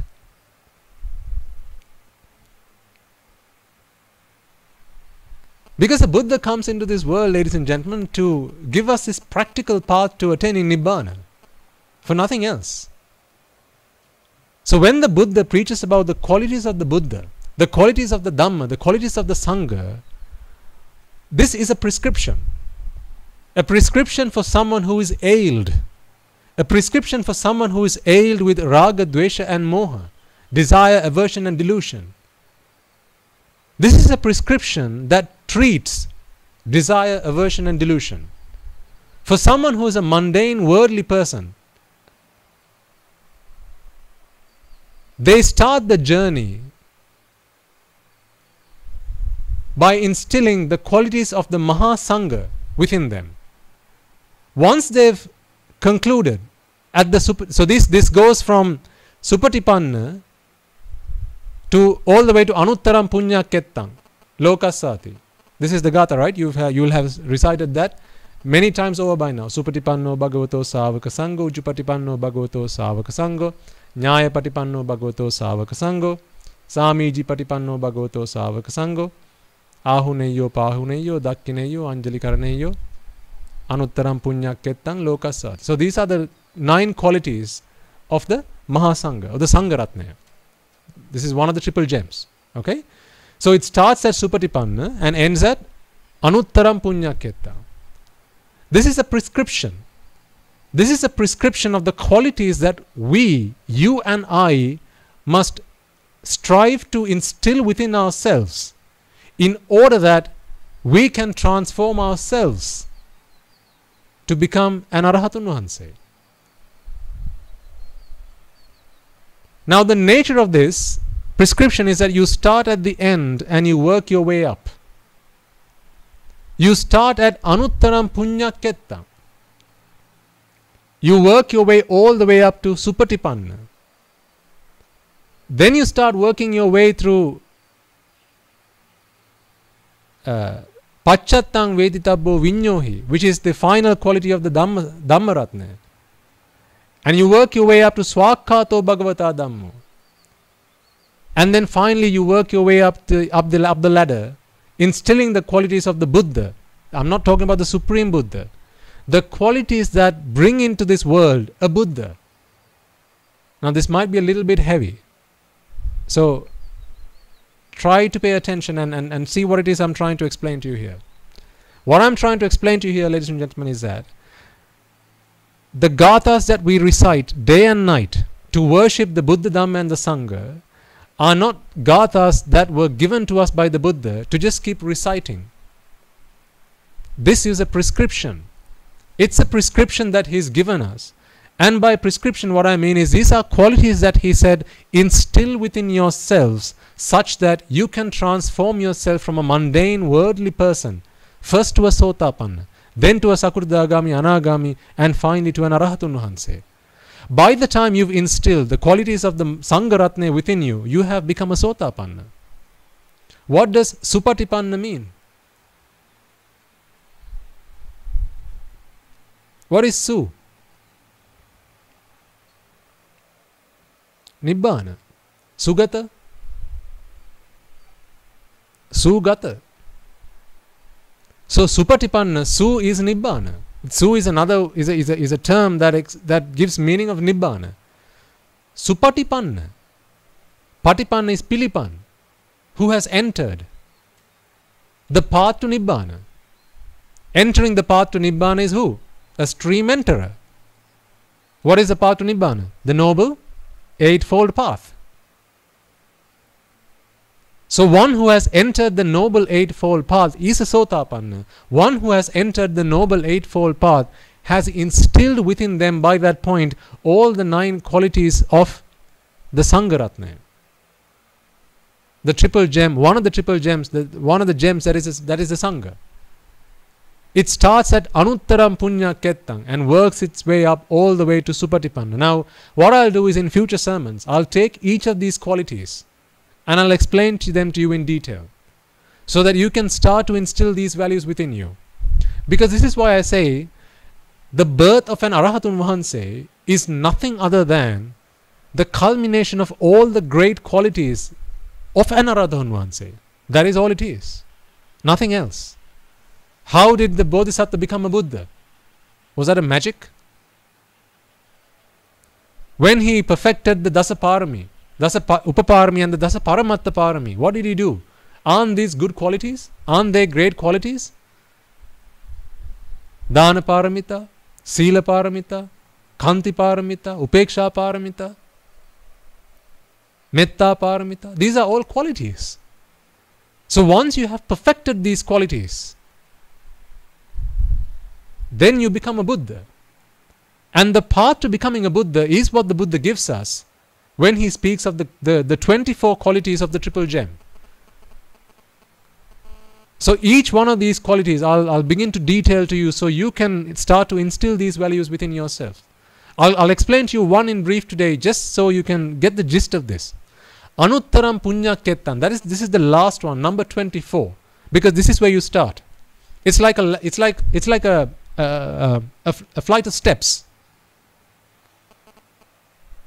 Step number 24 is where you're going to start climbing up this flight of steps or this deck of stairs. Number 1 is right at the top.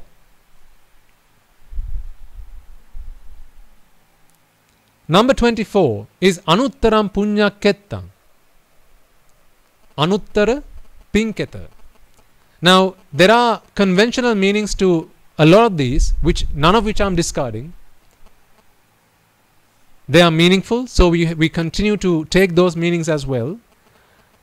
But remember, these qualities were not given to us to just put our fingers together and put our hands together and just keep worshipping, venerating the Mahasangha. Because what is the point of worshipping someone if you can't take the values and the qualities of that person possesses? Really think about it. You know, when we walk into this room, after the sermon, you'll only be too keen to come and start worshipping me. And when I say me, I'm not talking about the person that's inside the robe, okay? Because I completely understand that. So I'm not delusion that you're worshipping the person that's inside this robe, who has clad this robe. You're worshipping the person that's in your mind, and that is the most venerable Sariputta Moggallana Mahakashapa Maharatan Mahansa. But what is the point of worshipping them if it's just a mark of respect? What can you gain by making a mark of respect? How do you become a different person? Is the Buddha Shasana to mark respect? Or for our liberation? It's for our liberation. This is what the Buddha comes into this world for. It's not to create a Shasana, a dispensation. It's not to give the idol of the Buddha, the statue of the Buddha. These are not his gifts. His gift is not the statue. His gift is not the Dhamma and the Sangha for people to just keep marking their respect, to keep showing respect. He gives these triple gems so that people can begin to understand, analyze these qualities and begin to cultivate and instill those qualities within themselves. So Anuttaram Punya Kettang is one of those qualities.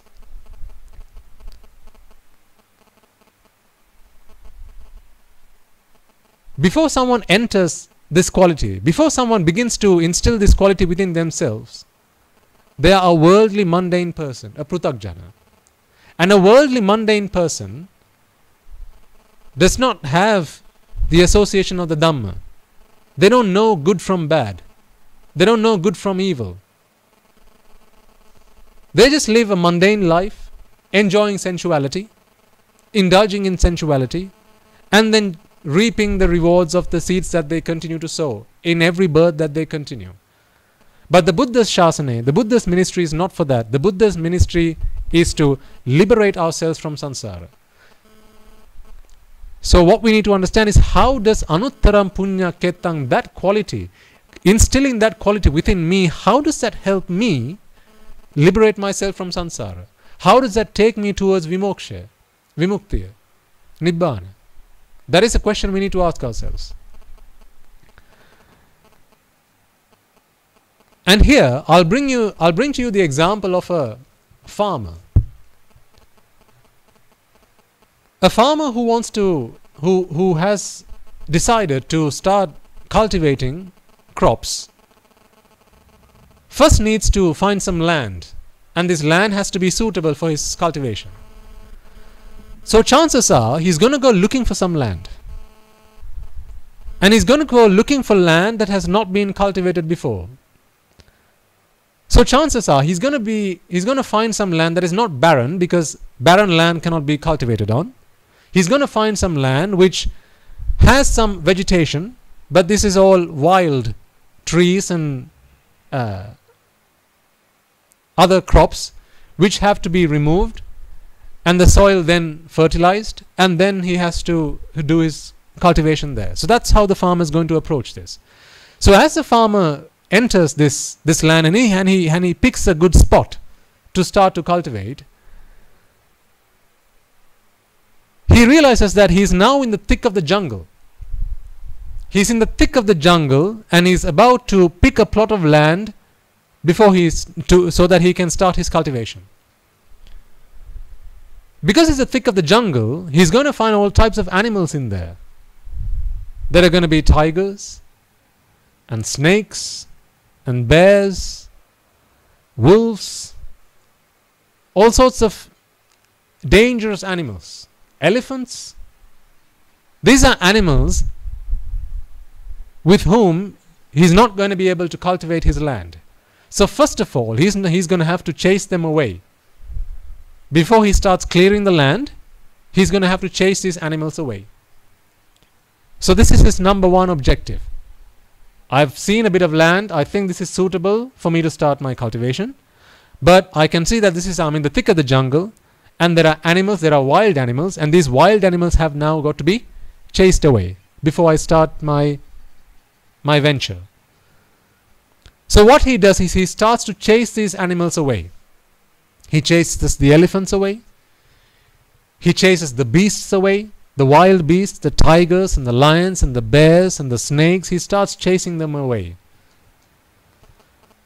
Now that's a simile.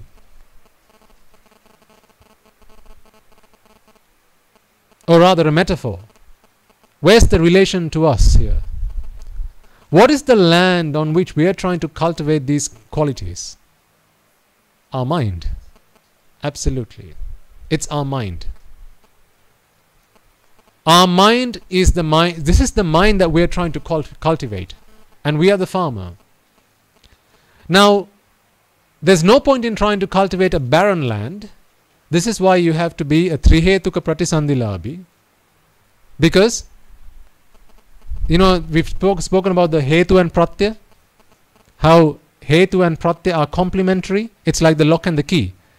Having the key is no good if the lock doesn't suit. You can't unlock the lock if you don't have the suitable key that fits, right? So you need both. Just having one is not good enough. So likewise, although you have good seeds that you're ready to sow, you have to be able to sow it on good land that has potential to bear fruit, that has potential to be cultivated. You can't sow, or you can sow, but you're not going to be able to reap anything worthwhile by sowing on barren land. So this is why suitable land is a mind that has been born.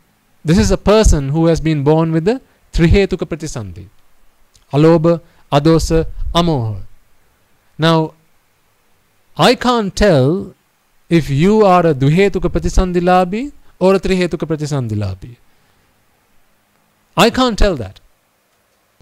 Chances are you can't tell that either. The Buddha can say for sure whether you are a dvihetuka pratisandilabhi or a trihetuka pratisandilabhi. So just briefly, what's the difference? A dvihetuka pratisandilabhi is where you have been born as a result of a karma that you've done. It's a good karma. That's why you've been born human. You can't be born human by having, if it was a bad karma, if it was an unmeritorious deed that you were reminded of and your chutisita. In your last birth, you won't have been born a human in this birth. So the fact that you've been born human, which is one of the blissful worlds, is because it was a good karma that you were reminded of in your chutisita. Okay, but that good karma was based in either alobha and adosa. So it was only based in alobha and adosa, not amoha. So there were two factors, alobha and adosa, but no amoha. What is amoha? Non-delusion. What is adesha? Non-desire. And non-aversion. And alobha? Non-desire. Well, actually non-craving. Okay, because I prefer to use the word raga for desire and craving for lobha. Okay, there's a difference. We'll speak about that later, some other day. So if the deed that you did, the meritorious deed that you did, and this is why we encourage you to do meritorious deeds by basing them on all three roots, alobha, adosa and amoha. Alobha and adosa are easy, but amoha is the difficult one. And to be doing a meritorious deed in amoha, you absolutely must have association of moral or noble people. Because initially, you must transform from someone who is wrong viewed, who holds wrong view, dasavastuka mithya drishti, to someone who holds right view, dasavastuka sammaditthi. Someone who believes that there is no mother, father, they're not special people, they're just two other, it's just another man and a woman. There are people who think like that. Then there are people who don't believe in deeds and results. Karma vipaka, what's that? Just rubbish, nonsense. Just all of this is just coincidence. Then there are others who believe that there are no beings who are born spontaneously, opapatika. There are others who don't believe in devas and spirits and demons, right? Who are all beings who have been born spontaneously. Okay, there are people who don't believe in the birth of Samma Sambuddhas. Right now, all of that is rubbish. What's that? It's just, if you can see, if you can hear, that's all you have to accept as being true. I was someone like that. Remember, I've shared that with you in the past. I used to be someone like that. Show me if it's there. Let me hear it if it's there. If I can't see it, if I can't hear it, I ain't gonna believe it. That's where I used to be. So I used to be a dasa vastuka mithya drushtikaya. Although that changed thanks to association with moral and noble people. So someone who doesn't believe in giving charity might still do the deed, but in their minds, what they're thinking is, well, there's no point in doing this. But I'm giving charity because they're hungry, so I'll just give them some food so they can sate their hunger. There's no good results that are going to come out of this. They don't believe in any of that. So that is a deed that is based in moha, not based in amoha, but still based in alobha and advesha. Okay, so these are deeds that are based on two roots, and therefore the birth that comes out of that as a result is dvihetuka pratisandhi. Dvi is two, hetu is the causes, and because it's based on two causes, two roots, it's called the dvihetuka pratisandhi. Then there are those who do deeds that are based on three roots: alobha, adosa, amoha. Now you can be born a human either as a result of one deed, one cause, two causes, or three causes. Ahetuka. Now it's called ahetuka. If you've been only born as a result through a result of one cause, that is through alobha or adosa. Either alobha or adosa. That's not called ekahetu. That's called ahetuka. Reason it's called ahetuka and not ekahetuka is because an ahetuka person cannot understand the Dhamma. They can make no use of the Dhamma. They will not even begin to understand. They will not even come to worldly right view, which is laukika sammaditya. They are not able to come to that, because these are people, and you may have seen them in society, people who are mentally handicapped.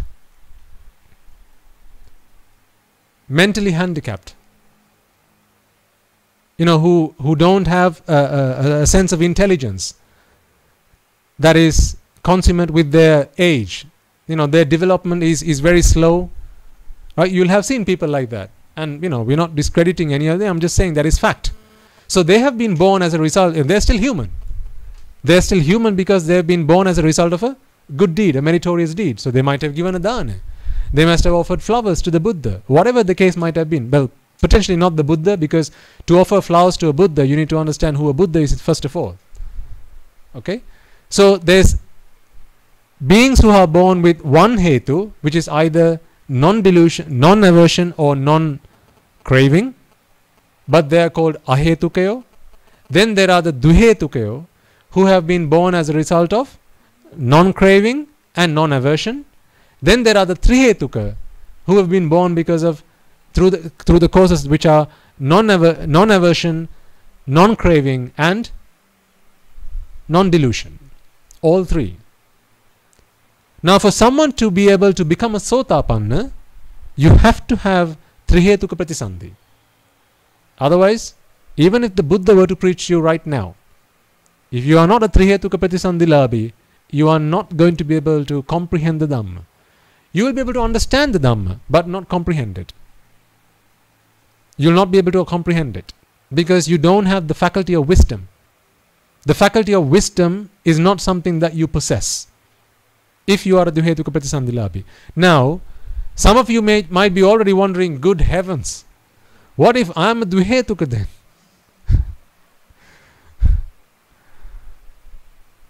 What do I do now? Is it too late?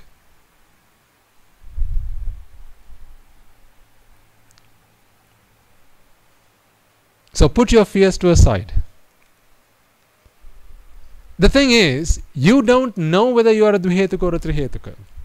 Like I said, only a Buddha can attest to that. Only a Buddha can confirm that. So let's say you are a Trihetuka. If you don't make effort, do you think you're going to be able to understand the Dhamma? You're a Trihetuka, but you don't care. Yeah, I'm a Trihetuka. You know, one day, whenever, someday, I'll see when the time comes. And you don't make effort. Do you think you're ever going to become a Sotapanna? No. You're a Duhetuka. And you still make effort. You're not going to become a Sotapanna in this birth. That's not going to happen. But you don't know whether you're a Duhetuka or a Trihetuka.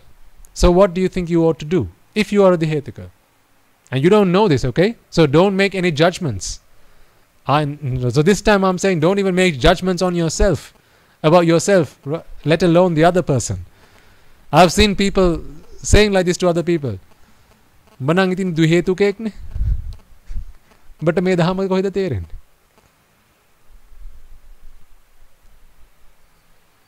Telling other people off, you are a duhetuka, how are you going to be able to understand this Dhamma? So I'm saying, let's put that to a side. I'm saying don't even judge yourself. What I would suggest is, imagine you are a Trihetuka and make every effort that you can. Because in doing so, if you are a Trihetuka, in actual matter of fact, then as a result of making effort, you may be able to become a Sotapanna in this birth. But if you are not a Trihetuka, as a result of making effort, in your next birth, you can acquire the merit to become a Trihetuka. And therefore continue the journey from that point forward. Now, you see, let's say you're all Trihetukas right now. Have we never been Dvihetukas in our past births? We've been Dvihetukas plenty of times. But in those births, what we did was we continued to acquire merit. And through the acquisition of merit, in this birth we have now been born Trihetukas. Here's another question. Let's imagine we're all Trihetukas now. Don't you think you've been Trihetukas in past births as well? Well, is this the first time you became a Trihetuka? No. But what was lacking then? Making effort. Well, there are a number of factors that are required. You need the Kalyana Mitra Sevane, Shana Sampatya, Saddharma Shravane, Dhammanudhamma Pratipadav, right? So Shana Sampatti includes this being a Trihetuka. Okay, so being a Trihetuka in itself is not enough. But the factors that we can influence are continue to make effort. So let's bring it back to the Anuttara Punyaketta, and because we are trying to describe the quality there. And what I was trying to explain is there's no point in sowing on barren land because you're not going to reap any crop. Okay? But we don't know if our land is barren. So what we ought to do is to continue to sow. Because if it's barren, it's not going to bear any crop. But it's okay. But at least we've learned how to be good farmers. Guess who's a better farmer? One who gets the best land or one who doesn't get the best land? Who's the better farmer? Who doesn't get the best land. Why? Because he's going to make extra effort. He's going to have to learn all the tricks of the trade. Who's a better sailor? One who can sail on calm waters or one who can sail in storm winds? Storm winds. One who can sail in the storm, that's a better sailor. How did he become the better sailor? By sailing on calm waters? No. Not by sailing on calm waters. He learned to become a good sailor by sailing in the storm. So, if you want to become a Trihetuka Pratisandhi Labhi in the next birth, assuming that you are not one in this birth, what you ought to do then is, let's learn to be good farmers. Because if we learn to be good farmers, then in the next birth we can continue. And in our next birth, once our soil is suitable, then all we've got to do is then start sowing our seeds. Okay? Right. So, Anuttaram Punyakettam. Are we still live? Anuttaram punyakyattam. So we are speaking about preparing a plot of land that is suitable for cultivation. Now we are having to first chase these animals away. Now remember, this farmer, in the metaphor, he's chasing away elephants. Do you have elephants? Do you keep elephants? No? You sure? What's the land we are speaking of here? The mind. Are there elephants in your mind? Yes. Who are these elephants? Ego, pride, mana. Big animals. These animals who like to shake about, show their presence. I'm here. Have you seen how the elephants walk in the Perahara? How they show their grandeur to everyone around them? And even, when you've seen this, perhaps you've seen them, being walking along the road. When they walk, they move their trunk, right? They lift it up in the air, and they show their antics to everybody. Look, I'm here. Everyone, see, I'm here. Make note of the fact that I'm here. This is the nature of pride, the nature of ego. So there are plenty of elephants in our minds. When there are elephants in our minds, we can't start cultivating our land. Because what are elephants going to do? They're going to tread all over the crop and destroy it. This is not going to be a successful cultivation. So they have to be chased first of all. Then there are wild beasts like the tigers, like the bears. Wild beasts who have sharp claws, who are just eager and waiting for prey to come along, and being the predators that they are, just waiting for an opportunity to snatch at another animal and shred them up into pieces and destroy them. Predators whose survival is based on that anger that dwells inside them, that ferocious nature that they have. Their survival depends on that. Ever seen a tiger walk up to a rabbit and go, "Hey rabbit, would you mind if I eat you?" Ever seen a lion do that? "Excuse me rabbit, do you mind if I have a bite?" No, lions and tigers and beasts are not like that. They are ferocious animals. They have no mercy. They have sharp claws to do what with? Pet? No. Destroy the other being. Destroy them, shred them up into pieces and feast on them. Do you have tigers and lions and bears within you?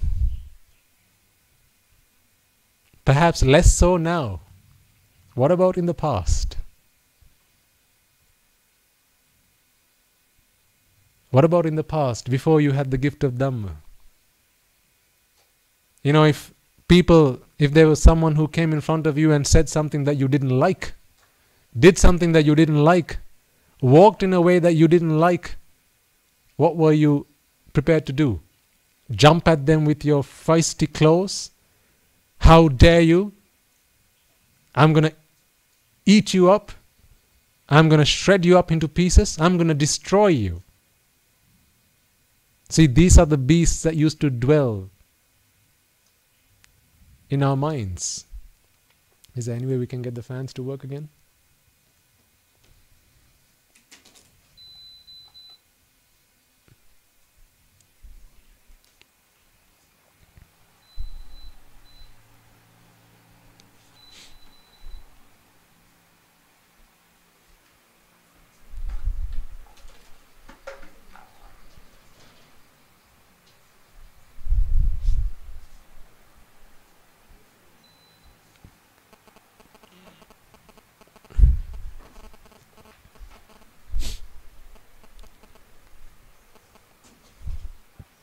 Okay. So these are the beasts that used to dwell in our minds and perhaps still dwell in our minds. These are the beasts that have to be driven away, chased away. Because for as long as these beasts dwell in our minds, it's pointless to start growing crops on this land. Because these beasts are ferocious by nature. They're going to destroy everything that they see, everything that comes across. So like the farmer who's chased away the beasts, chased away the elephants, the snakes, other types of reptiles, and we can go into detail in each of these animals. Remember the dung beetles we spoke about? Are there dung beetles in your mind? How many bowls of dung did you roll last week? Those who were, not last week but the week before, those who were here will know. Those who came along will know what I'm speaking of, right?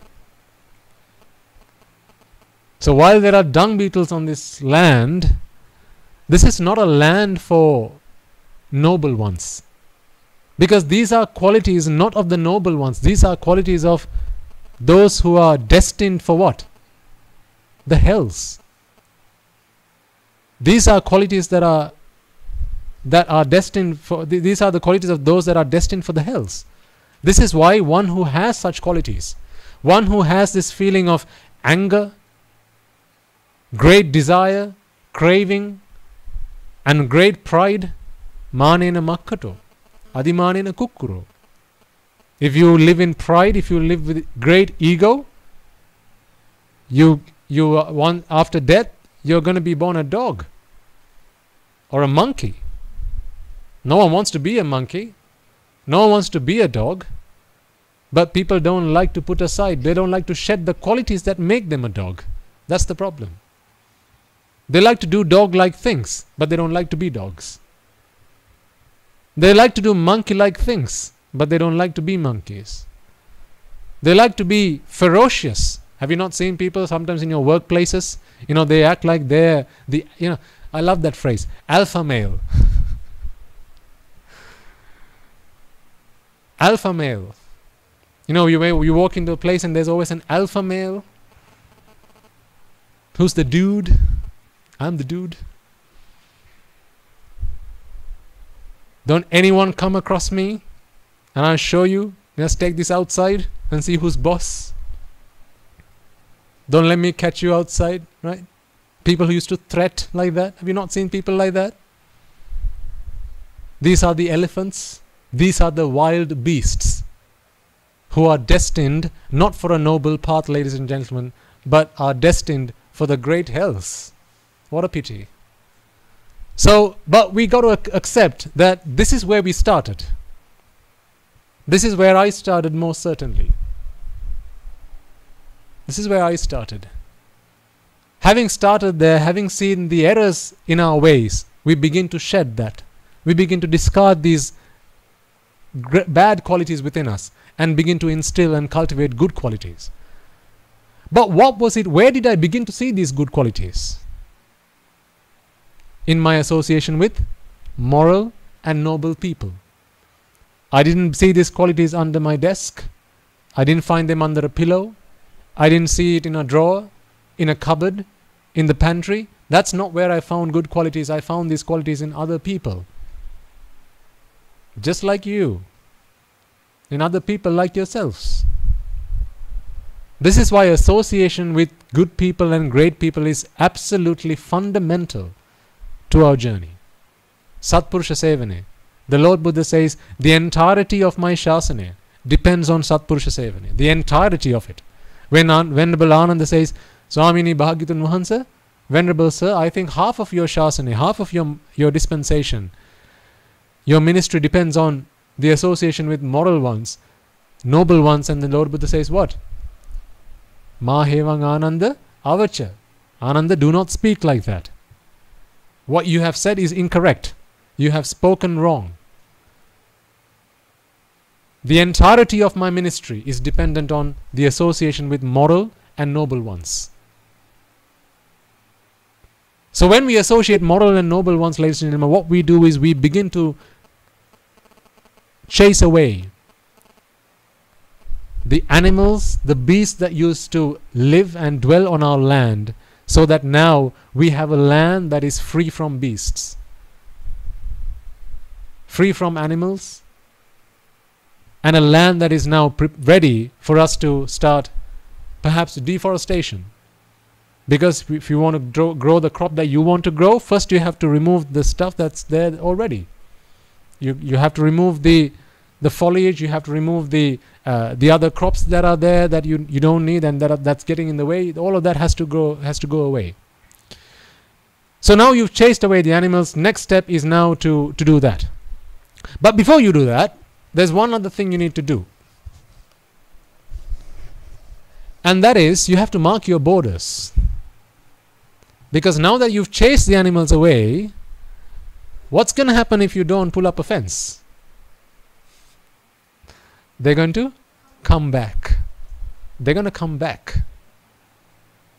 If you don't pull up a fence, they're going to come back.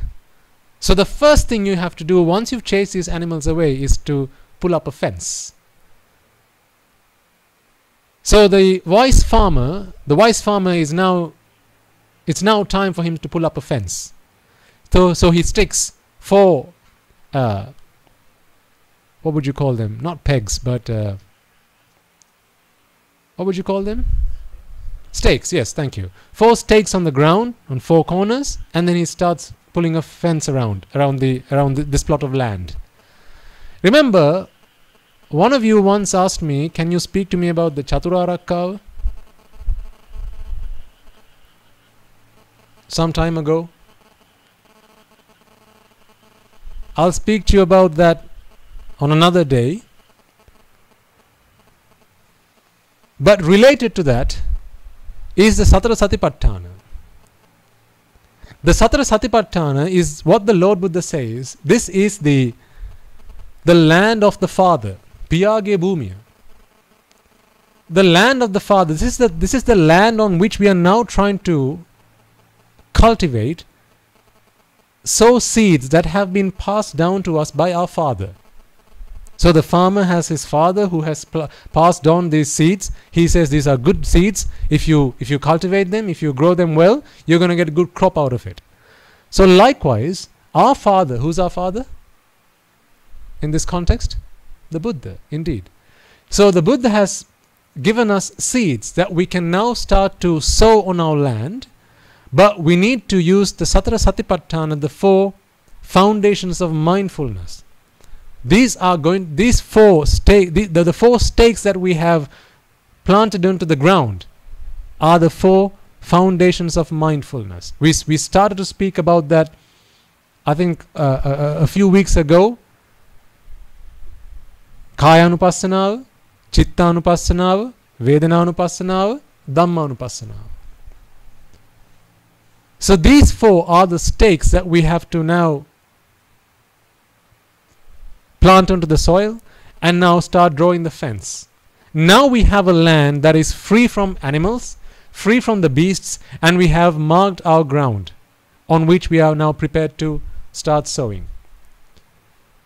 The reason that the Buddha says make sure that you have this fence around you before you start is because, remember, ekayano ayam bhikkave maggo sattanam visuddhya. There's but one path for the liberation of all beings. Just one path. Not 2, 1.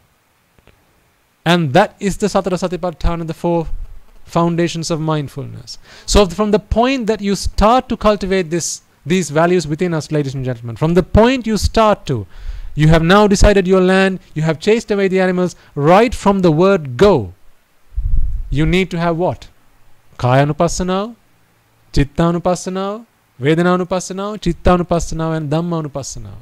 So we started to speak about the Kayanupassanav in one of those sermons. We spoke about Anapanasati. In brief, as a reminder, this is making sure that what you begin to associate now, because animals and other beings, they'll come up to the fence. They'll come up to the fence. Remember, we spoke about enemies who come in disguise? I think in the last sermon that we did, remember? Enemies who come in disguise. Enemies will come up to the fence and say, hey, I'm a friend. Why don't you let me in? So you got to be clever enough to check, is this a friend or foe? For that, you need to be knowledgeable, you need to be wise, and you need to be constantly in check of what it is that you are hoping to achieve. What is your goal? What is your ambition? In trying to prepare this land, in trying to cultivate. So with Kaya Anupassanawa, Kaye Kaya Anupassi Viharati Atapi Sampajano Satima Vinaya Loke Abhijja Domanasa. Remember,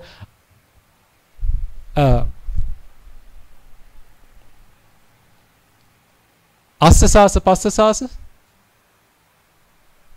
Associate that which should be associated with, and dissociate that which should be dissociated with. Stop your associations with those that you should no longer be associating with, and continue to foster the associations with those who you should associate with. Assasati passasati. Asuru karanna, paha karanna. So that's the Kaya Anupassana. One of the 14 types of Kaya Anupassana. I'm not going to go into detail. Okay? And then there's the Chitta Anupassana. Be mindful about your thoughts. Because what you're trying to do now is to cultivate this ground, which is your mind. And into your mind, all types of thoughts are going to creep in. You know, when you see a rupa, when you hear shabda, gandha, rasa, sparsha, all of these are aramana, objects, mind objects that come from the outside world. Remember, you still haven't reaped your crop. It's still wild crops there. All you've done at this point in time is just marked your land. That's all you've done so far. So far, it's still appealing to the wild beasts, because they come looking for shelter in the foliage. They come looking for food. This is the food. This is where they used to dwell. So they still have food where they used to live. So in your land, you still have food that is appealing, that is inviting to those animals that you just chased away. That is a problem. Yes, you've drawn a fence, but you still have food which is very appealing to those animals, to those beasts. So you have to be very careful, and only let those who have to be let in, and others, you must make sure that they don't come in. So for that, you have to be mindful about how your mind operates. What are the thoughts that come into my mind? And then what about the feelings that I have? The sukha vedana, the dukkha vedana, the adukkama sukha vedana. How do I feel when I see a rupa? Do I feel happy about that? Do I feel pleasure? And as you'll know by now, after having listened to these sermons for some time, whenever you experience pleasure, what lies behind it? Suffering. There's vexation, right? So you have to be mindful. Whenever you see pleasure, remember last week we spoke about, I'm going to check your homework in a moment. Don't think I've forgotten. I'm going to check your homework. Remember the happiness test? You promised me, and you promised me you'd go and speak to 5 people. What was the other thing you promised?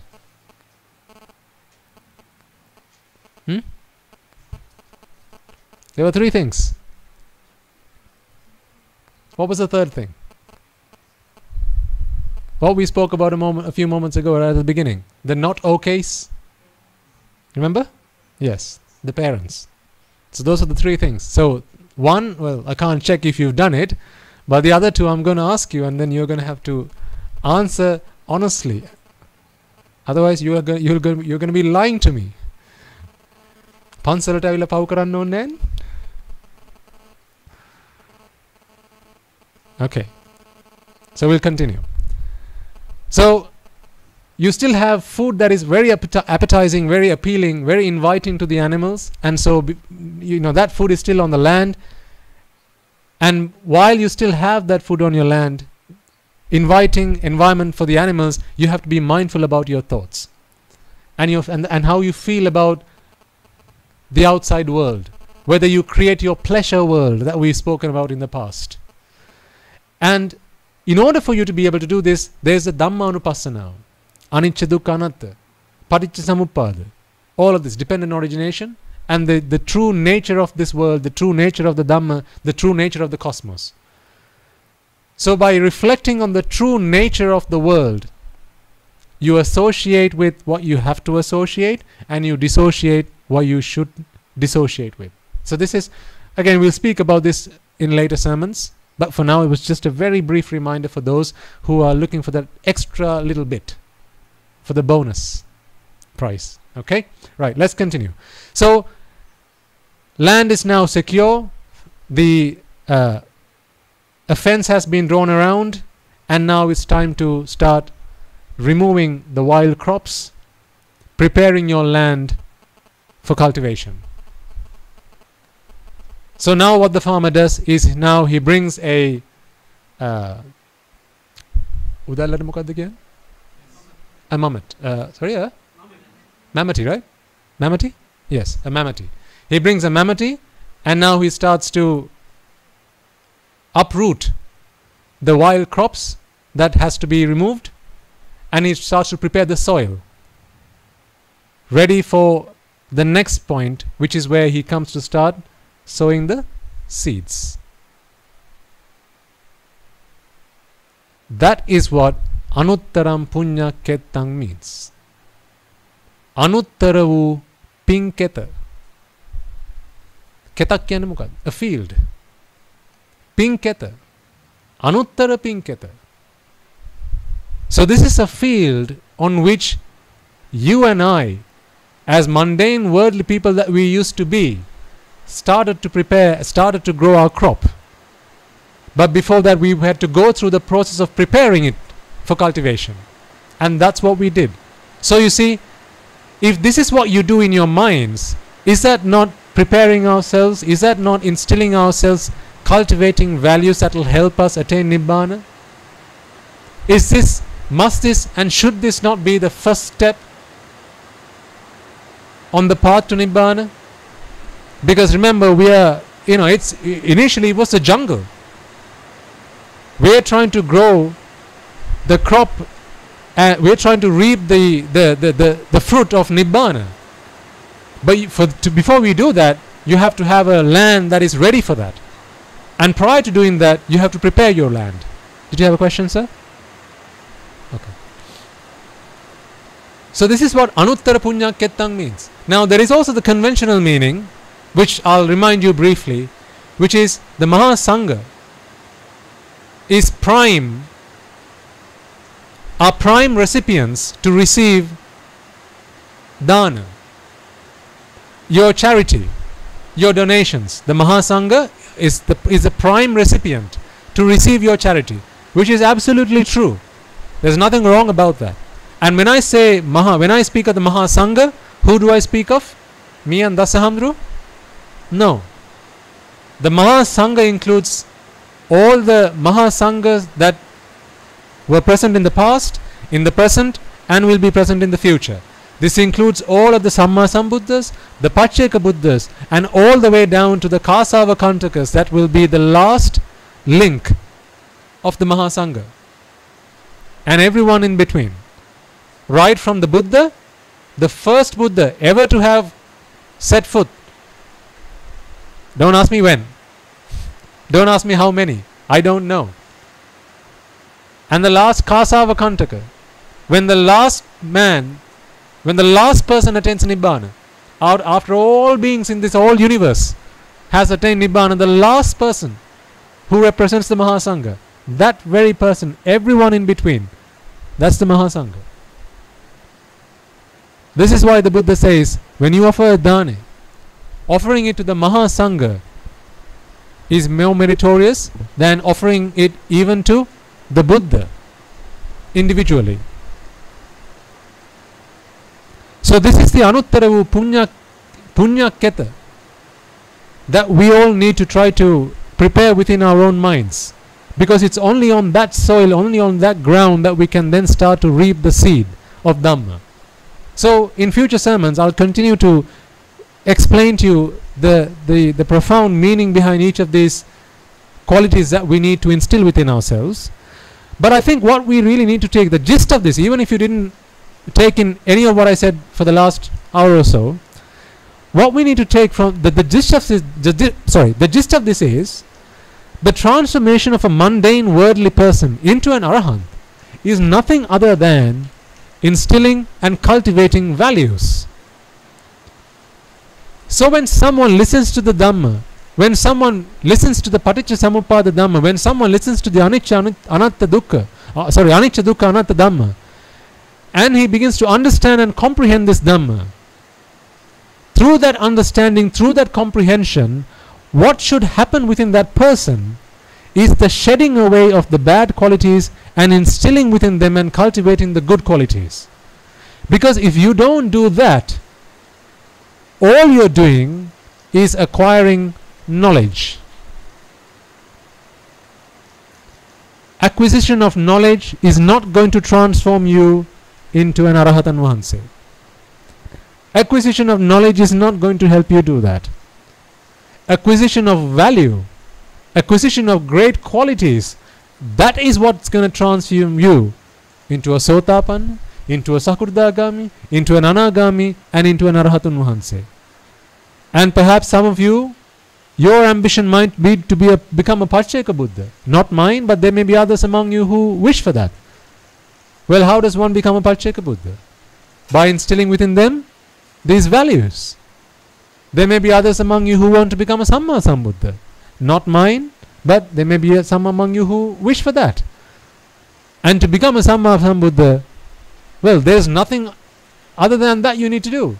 Association of the Dhamma, practicing the Dhamma, fulfilling the Dhamma is nothing other than instilling within yourself, fulfilling within yourself, cultivating within yourself the qualities of that great character, that great personality that you want to become. That is what transforming yourself is.